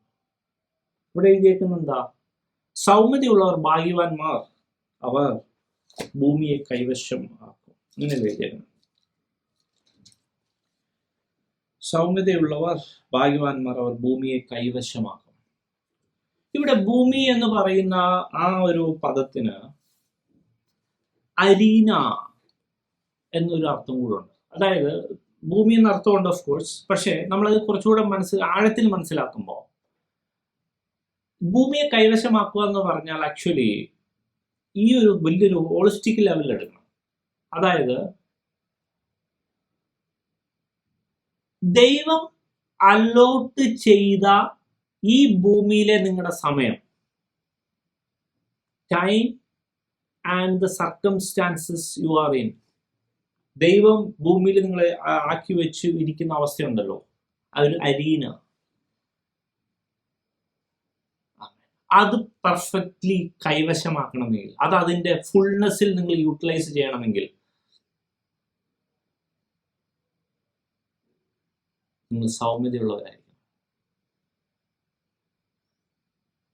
സൗമ്യത ഇസ് മസ്റ്റ്. മീക്ക്നെസ്, ഹംബിൾനെസ്, ആ ജെന്റിൽനെസ്, അത് ഏത് വേണമെങ്കിലും പറയാം. അല്ലെങ്കിൽ അതിനൊക്കെ ഇച്ചിരി വ്യത്യാസമുണ്ട്. ഓഫ് കോഴ്സ് എല്ലാം ആത്മാവിന്റെ ബലമായി കിട്ടുന്ന സാധനമാണ്. നമ്മൾ കഴിഞ്ഞ ആഴ്ച നമ്മൾ ആ കാര്യങ്ങൾ നമ്മൾ കണ്ടായിരുന്നു, ദാവീദിന്റെ തന്നെ. അതായത് ദാവീദ് എങ്ങനെയാ ഈ 26 സങ്കീർത്തനത്തിലായപ്പോഴത്തേക്കും ഇത് ചെയ്യാൻ പറ്റിയത്? ഒന്ന്, ദാവീദിന്റെ പാപങ്ങൾ മൊത്തം ഏറ്റു പറഞ്ഞൊരവസ്ഥ വന്നത്. അടുത്തത്, സൗമ്യതയുള്ളവരെ ദൈവം വഴിപഠിപ്പിച്ചു കൊടുക്കുന്നു. യെസ്, പലപ്പോഴും നമ്മളെ ട്രയൽസിൽ കൂടെയും ബുദ്ധിമുട്ടിലൂടെയും കടത്തി വിടുമ്പോൾ യെസ്, നമ്മുടെ അഹങ്കാരവും നമ്മുടെ കോൺഫിഡൻസും നമ്മുടെ പല ചിന്താഗതിയും മാറി മോശയെ പോലെ സൗമ്യമായിരിക്കുന്ന അവസ്ഥ വരും. 40 വർഷം മരുഭൂമിയിൽ ആടുകളെ മേയിച്ചപ്പോൾ വർഷങ്ങൾ വർഷങ്ങൾ വർഷങ്ങൾ മോശയുടെ നഷ്ടപ്പെട്ടപ്പോൾ ശ്രദ്ധിക്കുന്ന മോശ എങ്ങനെയാണ് മിസ്രൈമിൽ നിന്ന് ഓടിപ്പോയത്? മോശ എല്ലാം പഠിച്ച്, എല്ലാ മിസ്രൈമിലെല്ലാ ജ്ഞാനവും എല്ലാ വിദ്യകളും പഠിച്ച് മോശയുടെ ശക്തി കൊണ്ട്, മോശയ്ക്ക് അറിയാം മോശയെക്കുറിച്ചുള്ള പർപ്പസ് എന്താണെന്ന് എന്നാണ് ഞാൻ വിശ്വസിക്കുന്നത്. ഇസ്രായേലിനെ രക്ഷിക്കണം. സോ മോശയുടെ കഴിവ് ഉപയോഗിച്ചു. It was utter failure. God send him another 40 years in his Bible school. അവൻ്റെ ബൈബിൾ സ്കൂളിൽ അയച്ചു. ആടുകളെ നോക്കി നോക്കി നോക്കി. ഭയങ്കര അവസ്ഥയല്ലേ? പക്ഷെ മോശ ഗെയിൻ ചെയ്തൊരു സാധനമുണ്ട്, സൗമ്യത. ആ സൗമ്യത അവനെ വലിയവനാക്കി. പ്രിയ ദൈവമക്കളെ, നമുക്ക് ഓരോരുത്തരുടെ സൗമ്യത വേണം. ഇന്നു മുതൽ അതിനുവേണ്ടി പ്രാർത്ഥിച്ചോ. നമ്മളെ കൊണ്ട് വലിയ വലിയ കാര്യങ്ങൾ അച്ചീവ് ചെയ്യണമോ, നമ്മൾ വളരെ സൗമ്യതയുള്ള വ്യക്തി ജീവിതങ്ങളായിരിക്കണം. അല്ലെങ്കിൽ സൗമ്യതയ്ക്ക് വേണ്ടി ദൈവം ബുദ്ധിമുട്ടുകൾ ചിലപ്പോൾ അനുവദിക്കേണ്ടി വരും. കാരണം ഒരിക്കലും ഒരു ബുദ്ധിമുട്ടും അനുഭവിക്കാത്ത, നമ്മൾ പ്ലാൻ ചെയ്ത കാര്യങ്ങൾ അതേപടി ജയം മാത്രം കണ്ട് യെസ്. ഇപ്പോഴത്തെ പിള്ളേരുടെ ഫോർമുല അതാ. No, that's totally utterly wrong method. അത് ശരിയല്ല. അത് ബൈബിൾ പ്രകാരം ശരിയല്ല. ഓരോ പരാജയവും നമ്മളെ സൗമ്യത ഉള്ളവരാക്കി തീർക്കട്ടെ. കാരണം സൗമ്യത വേണം. ദൈവത്തിന്റെ വൻ കാര്യങ്ങളെ ദൈവം നമുക്ക് അലോട്ട് ചെയ്ത അരീനെ അതിന്റെ യഥാർത്ഥമായ രീതിയിലാക്കണമോ, ഭയങ്കര സൗമ്യതയുള്ളവരായിരിക്കും. അതിനകത്ത് ഈ ഭൂമി ഞാൻ പറഞ്ഞ just I'm not, of course ഭൂമി ഒരുപക്ഷെ ഉണ്ടാവും, അല്ലെങ്കിൽ ഓഫ് കോഴ്സ് നമുക്കുള്ള ദൈവം നമ്മളെ ഭയങ്കരമായി ബ്ലസ് ചെയ്യാൻ, ഈ ഭൂമിയിൽ വരാനുള്ള രാജ്യത്തും ബ്ലസ് ചെയ്യാനാണ് ഉദ്ദേശിച്ചിരിക്കുന്നത്. അപ്പൊ കേവലം 1 acre 2 acre 10 acre 5 acre 1 hectare 2 hectare 100 hectare 1000 hectare 10,000 hectare അതിനേക്കാളൊക്കെ ഉപരി that could happen. Of course, that's not a big deal for God. അത് ദൈവത്തിന്റെ പ്ലാൻ ആണെങ്കിൽ നടക്കും. പക്ഷെ അതിലുപരി ദൈവം അലോട്ട് ചെയ്തു തന്ന ഈ സമയം, ഈ ഭൂമിയിൽ അത് നന്നായി വ്യാപാരം ചെയ്യാൻ പറ്റുന്നുണ്ടോ, ആ സമയവും ആ സാഹചര്യങ്ങളും അത് പ്രോപ്പറായിട്ട് കൈവശപ്പെടുത്തുവാൻ അല്ലെങ്കിൽ പ്രോപ്പറായിട്ട് യൂട്ടിലൈസ് ചെയ്യാൻ പറ്റുന്നതാണ് ഏറ്റവും വലിയ കാര്യം. അതിന് വേണ്ടത് സൗമ്യതയാണ്. ഇന്നു മുതൽ സൗമ്യതയ്ക്ക് വേണ്ടി പ്രാർത്ഥിച്ചു. മോശയെ പോലെ സൗമ്യൻ ആരുമില്ല. മോശയുടെ 40 വർഷം നോക്കിയാൽ അറിയാം മോശ ബുദ്ധിമുട്ട്. ഇനി മോശ ഓഫ് കോഴ്സ്, കാരണം വെച്ചാൽ എനിക്ക് തോന്നണേ, അതായത് മോശ ഈ ഇസ്രായേൽ മക്കളെ ആ ഒരു വലിയ അത്രയും ലക്ഷക്കണക്കിന് ജനങ്ങളെ രക്ഷിച്ചുകൊണ്ട് വരുമ്പോൾ ഈ ഇസ്രായേൽ മക്കളെ ഹാൻഡിൽ ചെയ്യാൻ, ആ ഒരു ലീഡറായിട്ടിരിപ്പാൻ മോശയ്ക്ക് അതിഭയങ്കരമായ സൗമ്യത കൂടിയേ തീരുള്ളായിരുന്നു. പല പിറുപിറുക്കുന്ന, അനുസരണമില്ലാത്ത, കളിപ്പാൻ എഴുന്നേൽക്കുന്ന ഈ ഇസ്രായേൽ മക്കളെ, പരാതികൾപ്പെടുന്ന, എത്ര കിട്ടിയാലും മതിയാവാത്ത, പല പ്രശ്നങ്ങളുള്ള അസൂയക്കാരുടെയും അവൻ്റെ ലീഡർഷിപ്പിനെയൊക്കെ ചോദ്യം ചെയ്യുന്ന സ്വന്തം സഹോദരങ്ങളാൽ തന്നെ പലപ്പോഴും ഇത് നേരിട്ടപ്പോൾ ഒരു കാരണവശാലും മാനുഷികമായി ആ സൗമ്യത വിട്ടുമാറാതെ അത് ചെയ്തിട്ടുണ്ടെങ്കിൽ, ഓഫ് കോഴ്സ് മോശ പാറയെ അടിച്ചു എന്നുള്ളത് സത്യമാണ്. പക്ഷേ നമുക്കിതൊക്കെ കഥയായിട്ടല്ല അറിയുള്ളൂ. മോശയുടെ അവസ്ഥ എന്താണ്, അല്ലെങ്കിൽ ആ ഒരു കാര്യം എന്താണെന്ന് നമുക്ക് ഇതൊക്കെ ഇതിൽ കൂടെ പോകുമ്പോൾ അറ്റ്ലീസ്റ്റ് നമ്മുടെ തന്നെ ലൈഫ് നോക്കിയാൽ മതി. പലപ്പോഴും നമ്മൾ താഴ്ച, ഫെയിലിയർ, പരാജയങ്ങൾ, നമ്മൾ ഉദ്ദേശിച്ച കാര്യം നടക്കാതെ വരുമ്പോൾ, സങ്കടപ്പെട്ടിരിക്കുമ്പോൾ ദൈവം എന്നെ പഠിപ്പിച്ച, മനസ്സിലാക്കിപ്പിച്ച, ഞാൻ പ്രാർത്ഥിക്കുന്ന, എനിക്ക് ആവശ്യമുള്ള സംഭവമാണ് ആ സൗമ്യത, ആ ജെന്റിൽനെസ്. അതുപോലെ ഒരിക്കലും മറ്റുള്ളവര് പ്രിയ ദൈവമക്കളെ മനസ്സിലാക്കുക, നമ്മളെ അനുഭവിച്ച ഈ അവസ്ഥയെ കൂടെ ഒക്കെ മറ്റുള്ളവരും കടന്നു പോകേണ്ടതുണ്ട്. അല്ലെങ്കിൽ ദൈവത്തിന്റെ പദ്ധതി പ്രകാരം അവർ കടന്നു പോകും. അങ്ങനെ കടന്നു പോകുന്ന അവസ്ഥയിൽ ഒരിക്കലും അവരെ നെഗ്ലക്റ്റ് ചെയ്യരുത്. ദൈവം പഠിപ്പിച്ചൊരു കാര്യമാണ്. കാരണം ദൈവത്തിന് ഒരുപക്ഷെ അവര് ദൈവത്തിൽ നിന്ന് അകന്നോ മാറിയോ വീഴ്ചകൾ സംഭവിക്കുന്ന അവസ്ഥയിലോ ഒക്കെ ആയിരിക്കാം. But God has very specific plan. അവരൊരു പ്രത്യേകമായ ഒരു ശിക്ഷണത്തിലാണ്. അല്പകാലം തടവിലാക്കുവാൻ വേണ്ടി ദൈവം അനുവദിച്ചിട്ട് ഒരു പക്ഷെ വിട്ടതായിരിക്കാം. But God has very specific plan.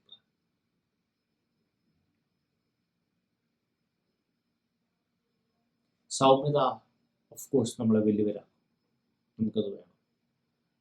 ദൈവം പറഞ്ഞതിനകത്ത് മൂന്നാമത്തെ കാര്യമാണ്. ഇനി സൗമ്യതയുള്ളവർ ഭൂമിയെ കൈവശമാക്കും. പ്രിയ ദൈവങ്ങളെ, നമ്മുടെ ഓരോ ദിവസവും വർക്ക്ഫുൾ ആയിട്ട് മുന്നോട്ട് പോകാൻ വേണ്ടി പ്രാർത്ഥിക്കണം.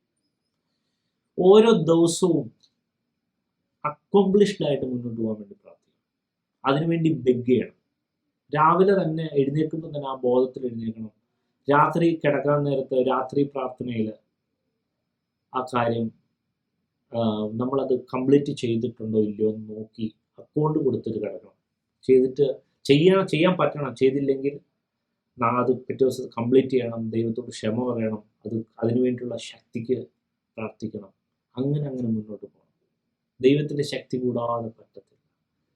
പിന്നെ നമ്മൾ ശ്രദ്ധിക്കേണ്ട ഒരു കാര്യം എന്ന് വെച്ചാൽ, പലപ്പോഴും നമ്മൾ അതായത് യേശു പറഞ്ഞ അവസ്ഥയിൽ നമ്മൾ ആയിത്തീർന്നിട്ട്, ഫോർ എക്സാമ്പിൾ സൗമ്യതേനെ പറഞ്ഞില്ലേ, പലപ്പോഴും ചിലപ്പോൾ സൗമ്യതയ്ക്ക് പകരം ഭയങ്കര അറഗൻ്റായിട്ടും ഭയങ്കര ഹോട്ട് ടെമ്പറായിട്ടും യേശു കാണിച്ചു തന്നൊരു പാറ്റേൺ ഉണ്ട്. യേശു കാണിച്ചു തന്നൊരു സ്വഭാവമുണ്ട്. യേശുവിൻ്റെ ഒരു സ്നേഹമുണ്ട്. യേശുവിൻ്റെ ഒരു രീതിയുണ്ട്. ഞാൻ വിശുദ്ധനായിരിക്കുന്നത് പോലെ നിങ്ങൾ വിശുദ്ധരായി. നമ്മുടെ ആത്മാവും പ്രാണനും ദേഹവും അശേഷം അനിന്യമായി വെളിപ്പെടുവാൻ തക്കവണ്ണം ബ്ലെയിംലെസ് ആയിട്ടുള്ള സ്പിരിറ്റ്, സോൾ ആൻഡ് ബോഡി. അവനിൽ ഈ പ്രത്യാശയുള്ളവനേവനും അവൻ നിർമ്മലനായിരിക്കുന്നത് പോലെ തന്നെ നിർമ്മലീകരിക്കുന്നു. ദൈവങ്ങളെ, പലപ്പോഴും ദൈവത്തിൻ്റെതായ ആ പദ്ധതി, ദൈവം കാണിച്ചെന്നൊരു റോൾ മോഡലുണ്ട്. ദൈവം കാണിച്ചെന്നൊരു അവസ്ഥയുണ്ട്. അല്ലെങ്കിൽ നമ്മളായി തീരേണ്ട ഒരു ആത്മീയ നിലവാരം, ആത്മീയ ക്യാരക്ടറും ആത്മീയമായ ഒരു ബലത്തിന്റെ അവസ്ഥയുണ്ട്, സ്നേഹത്തിന്റെ അവസ്ഥയുണ്ട്.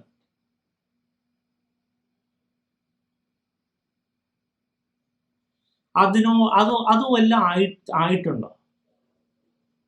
I'm coming to that second point. ദുഃഖിക്കുന്നവർ ഭാഗ്യവാന്മാർ, they shall be comforted. നമ്മുടെ ഇപ്പോഴത്തെ ആത്മീയ ദാരിദ്ര്യം അല്ലെങ്കിൽ ദൈവത്തിന്റെ ആ സിസ്റ്റത്തിൽ ദൈവം കാണിച്ചെന്ന മാതൃകയിൽ നിന്ന് നമ്മുടെ സ്വഭാവത്തെ നമ്മളിലോട്ട് തന്നെ നോക്കുമ്പോൾ ആ വികൃതമായ ആ ഫെയിലിയറായ അവസ്ഥയിൽ പരിശുദ്ധാത്മാവ് പറഞ്ഞു ഇന്നു മുതൽ ദുഃഖം തോന്നണം. യേശു കാണിച്ചു തന്ന ഒരു മാതൃകയുണ്ട്, യേശുവിൻ്റെ ഒരു പാറ്റേൺ ഉണ്ട്. അതെവിടെ കിടക്കുന്നു? നമ്മുടെ സ്വഭാവവും നമ്മുടെ അവസ്ഥ എവിടെ കിടക്കുന്നു? ഇന്നു മുതൽ ദുഃഖം തോന്നും. ജഡത്തെ അനുസരിച്ച് ജഡികമായി നടക്കുന്നൊരവസ്ഥ, ആത്മാവിനാൽ നിയന്ത്രണമില്ലാത്ത ഒരവസ്ഥ. അത് ദുഃഖം തോന്നാതെ അതിനൊരു അല്ലെങ്കിൽ അത് വേണ്ട, അതിൽ നിന്ന് വിടുതൽ കിട്ടണമെന്നുള്ള ആവശ്യബോധം വളരെ ഇനി അഗൈൻ ഞാൻ ആ ദുഃഖം എന്നുള്ള പദം അത് ഗ്രീക്കിൽ പോയി നോക്കുവാണെങ്കിൽ എങ്ങനെയാണെന്നൊരു ഈ മരണ വീട്ടിലെ പോലത്തെ ദുഃഖമാണ് അവിടെ ഉദ്ദേശിക്കുന്നത്. മരണ വീട്ടിലെ പോലത്തെ ദുഃഖം, അല്ലെങ്കിൽ മരിച്ചു ആ ഒരു മരണ വീട്ടിലൊക്കെ ഉള്ള ദുഃഖമില്ലേ, അതേപോലത്തെ ദുഃഖം തോന്നണം നമ്മുടെ ആത്മീയ പാപ്പരത്വത്തിന്. അല്ലെങ്കിൽ ദൈവത്തിന്റെ സിസ്റ്റത്തിൽ നിന്ന് ഡീവിയേറ്റ് ചെയ്ത് പോയി മാനുഷ്യസ് അങ്ങനെ ഇരിക്കുന്ന അവസ്ഥയുണ്ടെങ്കിൽ അത് മാറിയേ പറ്റൂ. ആ ഒരവസ്ഥയെ ഓർത്ത് നമ്മൾ അതിഭയങ്കരമായി ദുഃഖിക്കണം. ദുഃഖിച്ച ദൈവത്തിന്റെ സന്നിധി പ്രാർത്ഥിച്ച് എനിക്ക് വിടുതൽ തന്നേ പറ്റുള്ളൂ ദൈവമേ എന്ന് ആത്മാർത്ഥമായി പ്രാർത്ഥിച്ച ഈ കാര്യത്തിൽ ദുഃഖം തോന്നിയാൽ definitely yes you will be comforted. ദൈവം അത് ശരിയാക്കി തരും. ദുഃഖം തോന്നണം, പക്ഷെ അത് പ്രശ്നമാണ്. ഇതല്ല ദൈവം എന്നെ കുറിച്ച് കണ്ടത്. ഇതിനു വേണ്ടി അല്ല ലോകസ്ഥാപനത്തിന് മുമ്പേ ക്രിസ്തുവിൽ തെരഞ്ഞെടുത്തത്. ഇതിനു വേണ്ടി അല്ല യേശു ക്രൂശിക്കപ്പെട്ടത്. യേശു ക്രൂശിക്കപ്പെട്ടത് പാപം നമ്മളിൽ നിന്ന് മാറാനാണ്. പല പാപവും കൊണ്ട് മനുഷ്യനാണ്, പാപമൊക്കെ സംഭവിക്കാം. അതൊന്ന് ഏറ്റു പറഞ്ഞാൽ മതി, അതൊക്കെ ഉപേക്ഷിച്ചാൽ മതി, അതൊക്കെ അങ്ങ് ശരിയായിക്കോളും. First of all, if that is your understanding, you are wrong, totally wrong. അതായത് നിങ്ങൾ പറയുന്ന ആ മാർഗം ഇടുക്ക വഴിയൊന്നുമല്ല, വളരെ എളുപ്പമാണ്. ഇഷ്ടമുള്ള രീതിയിൽ ജീവിക്കാം, ഏറ്റു പറഞ്ഞാൽ മതിയല്ലോ എല്ലാ ദിവസവും വൈകുന്നേരം. അപ്പോൾ ഞാൻ യേശു രക്ഷിക്കുക അല്ലെങ്കിൽ യേശു ദൈവമെന്ന് ഞാൻ വിശ്വസിക്കുന്നു. ഞാൻ ഇതൊക്കെ ഇതിനു മുമ്പ് എടുത്തതാണ്. സാത്താനും വിശ്വസിക്കുന്നു, വിറയ്ക്കുകയും ചെയ്യുന്നു. യേശു അല്ലാതെ വേറൊരു മാർഗമില്ലാതെ സാത്താനും അതെ. എന്നാൽ യേശു എന്തിനു വേണ്ടി നിങ്ങളെ വിളിച്ചെന്ന് അറിയാവോ? യേശുവിൻ്റെ പ്ലാൻ, നിങ്ങളെക്കുറിച്ച് പ്ലാൻ എന്താണെന്ന് അറിയാവോ? ആ പ്ലാൻ ഫുൾഫില്ല് ചെയ്യണ്ടേ? എന്തിനാ യേശു ആത്മാവിനെ ബെഗ് ചെയ്തു മേടിക്കണമെന്ന് ആദ്യമായിട്ട് തന്നെ ആ തിരി പ്രഭാഷണത്തിൽ പറഞ്ഞ്?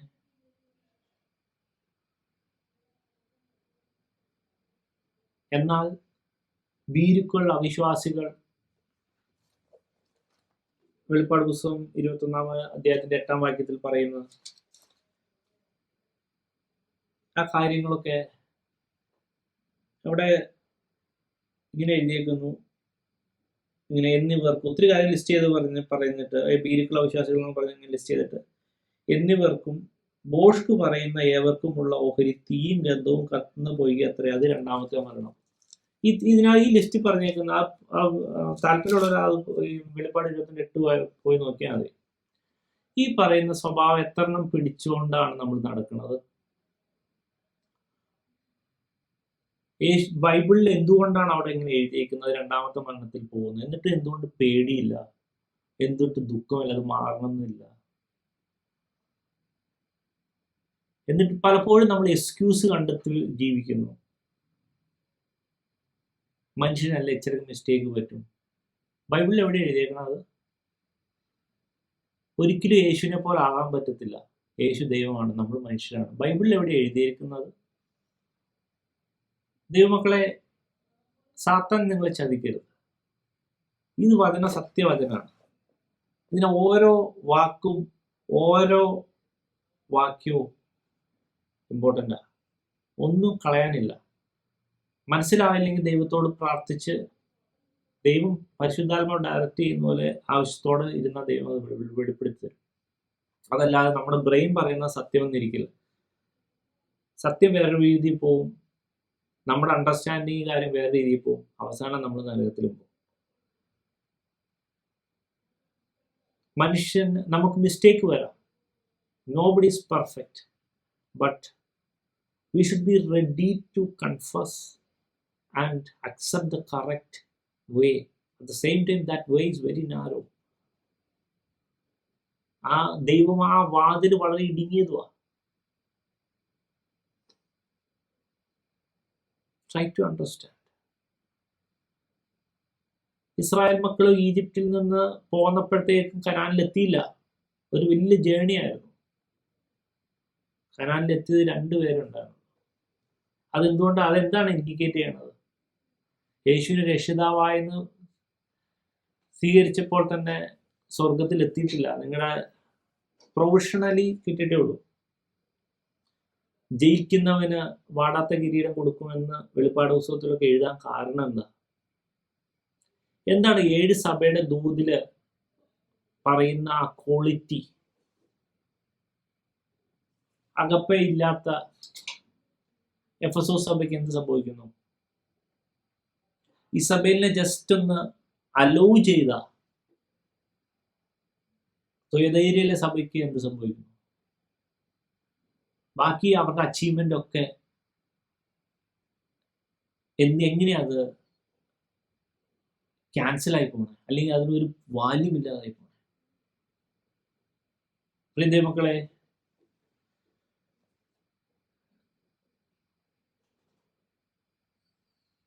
ഞാൻ മനസ്സിലാക്കിയിരിക്കുന്ന, ഞാൻ എൻ്റെ വിദ്യാഭ്യാസവും എൻ്റെ ലോകപരിചയവും വെച്ചിട്ട് ഏറ്റവും ടഫായിട്ടുള്ള മാർഗം രക്ഷയുടെ മാർഗം. ബാക്കിയുള്ള കാര്യങ്ങളൊന്നും ഇതിനെ സംബന്ധിച്ച് ഒന്നുമല്ല ടഫല്ല. ഇത് പരിശുദ്ധാത്മാവിനെ വിട്ട് ദാവീദ് ജീവൻ കാണിച്ചു തന്നതുപോലെ ഫുൾ ടൈം ദൈവത്തെ മുന്നിൽ വെച്ച്, ഫുൾ ടൈം പരിശുദ്ധാത്മാവിനോട് കൺസൾട്ട് ചെയ്ത്, ഫുൾ ടൈം എന്ത് ചെയ്യണം, എങ്ങനെ ചെയ്യണമെന്ന് നടത്തി, ആത്മാർത്ഥമായി ദൈവത്തിന്റെ, ശരിക്കും നമുക്ക് മനസ്സിലാവണം ദൈവത്തിന്റെ സിസ്റ്റം, ദൈവത്തിന്റെ പ്ലാൻ ഇതൊക്കെയാണെന്ന് ആദ്യം മനസ്സിലാക്കണം. അപ്പം അപ്പോഴായിരിക്കും നമ്മുടെ ഡീവിയേഷൻ മനസ്സിലാവണം. ദൈവത്തിന്റെ വചനം മനസ്സിലാവണം. അപ്പോഴായിരിക്കും നമ്മൾ എവിടെയായിരിക്കണം എന്ന് നമുക്ക് മനസ്സിലാവണം. അല്ലെങ്കിൽ നമ്മൾ ആദ്യം പറഞ്ഞതുപോലെ ആശാൻ പള്ളിക്കൂടത്തിലെ അവസ്ഥയിൽ നിന്ന് നമുക്ക് PhD കിട്ടുമെന്ന് പ്രതീക്ഷിക്കണം. പലപ്പോഴും നമ്മൾ ഒത്തിരി നമ്മൾ വളരേണ്ടതുണ്ട്. ആത്മാവിൽ ദരിദ്രമായി അല്ലെങ്കിൽ ബെഗ് ചെയ്ത് പ്രാർത്ഥിക്കേണ്ടതുണ്ട്. ശരിക്കും നമ്മുടെ ആത്മീയ പാപ്പരത്തിൽ അല്ലെങ്കിൽ ദൈവത്തിന്റെ സിസ്റ്റത്തിൽ നിന്ന് ഡീവിയേറ്റ് ചെയ്ത് പോയ നമ്മുടെ അവസ്ഥയെക്കുറിച്ച് നമ്മൾ ഭയങ്കരമായി ദുഃഖിച്ച് പ്രാർത്ഥിക്കേണ്ടത്, ദുഃഖിച്ച് അത് വളരെ നമ്മൾ ദുഃഖം അതിനകത്ത് കാണിക്കേണ്ടതുണ്ട്. മോശയെ പോലെ സൗമ്യമായ ഒരു അവസ്ഥ, സൗമ്യതയുടെ ഒരു അവസ്ഥ ഉണ്ടെങ്കിൽ കാര്യങ്ങൾ നടക്കുള്ളൂ. അങ്ങനെയുള്ളവർക്ക് ദൈവം വഴിപഠിപ്പിച്ചു കൊടുക്കണം. ഈ വചനങ്ങൾ ദൈവം നമ്മളെ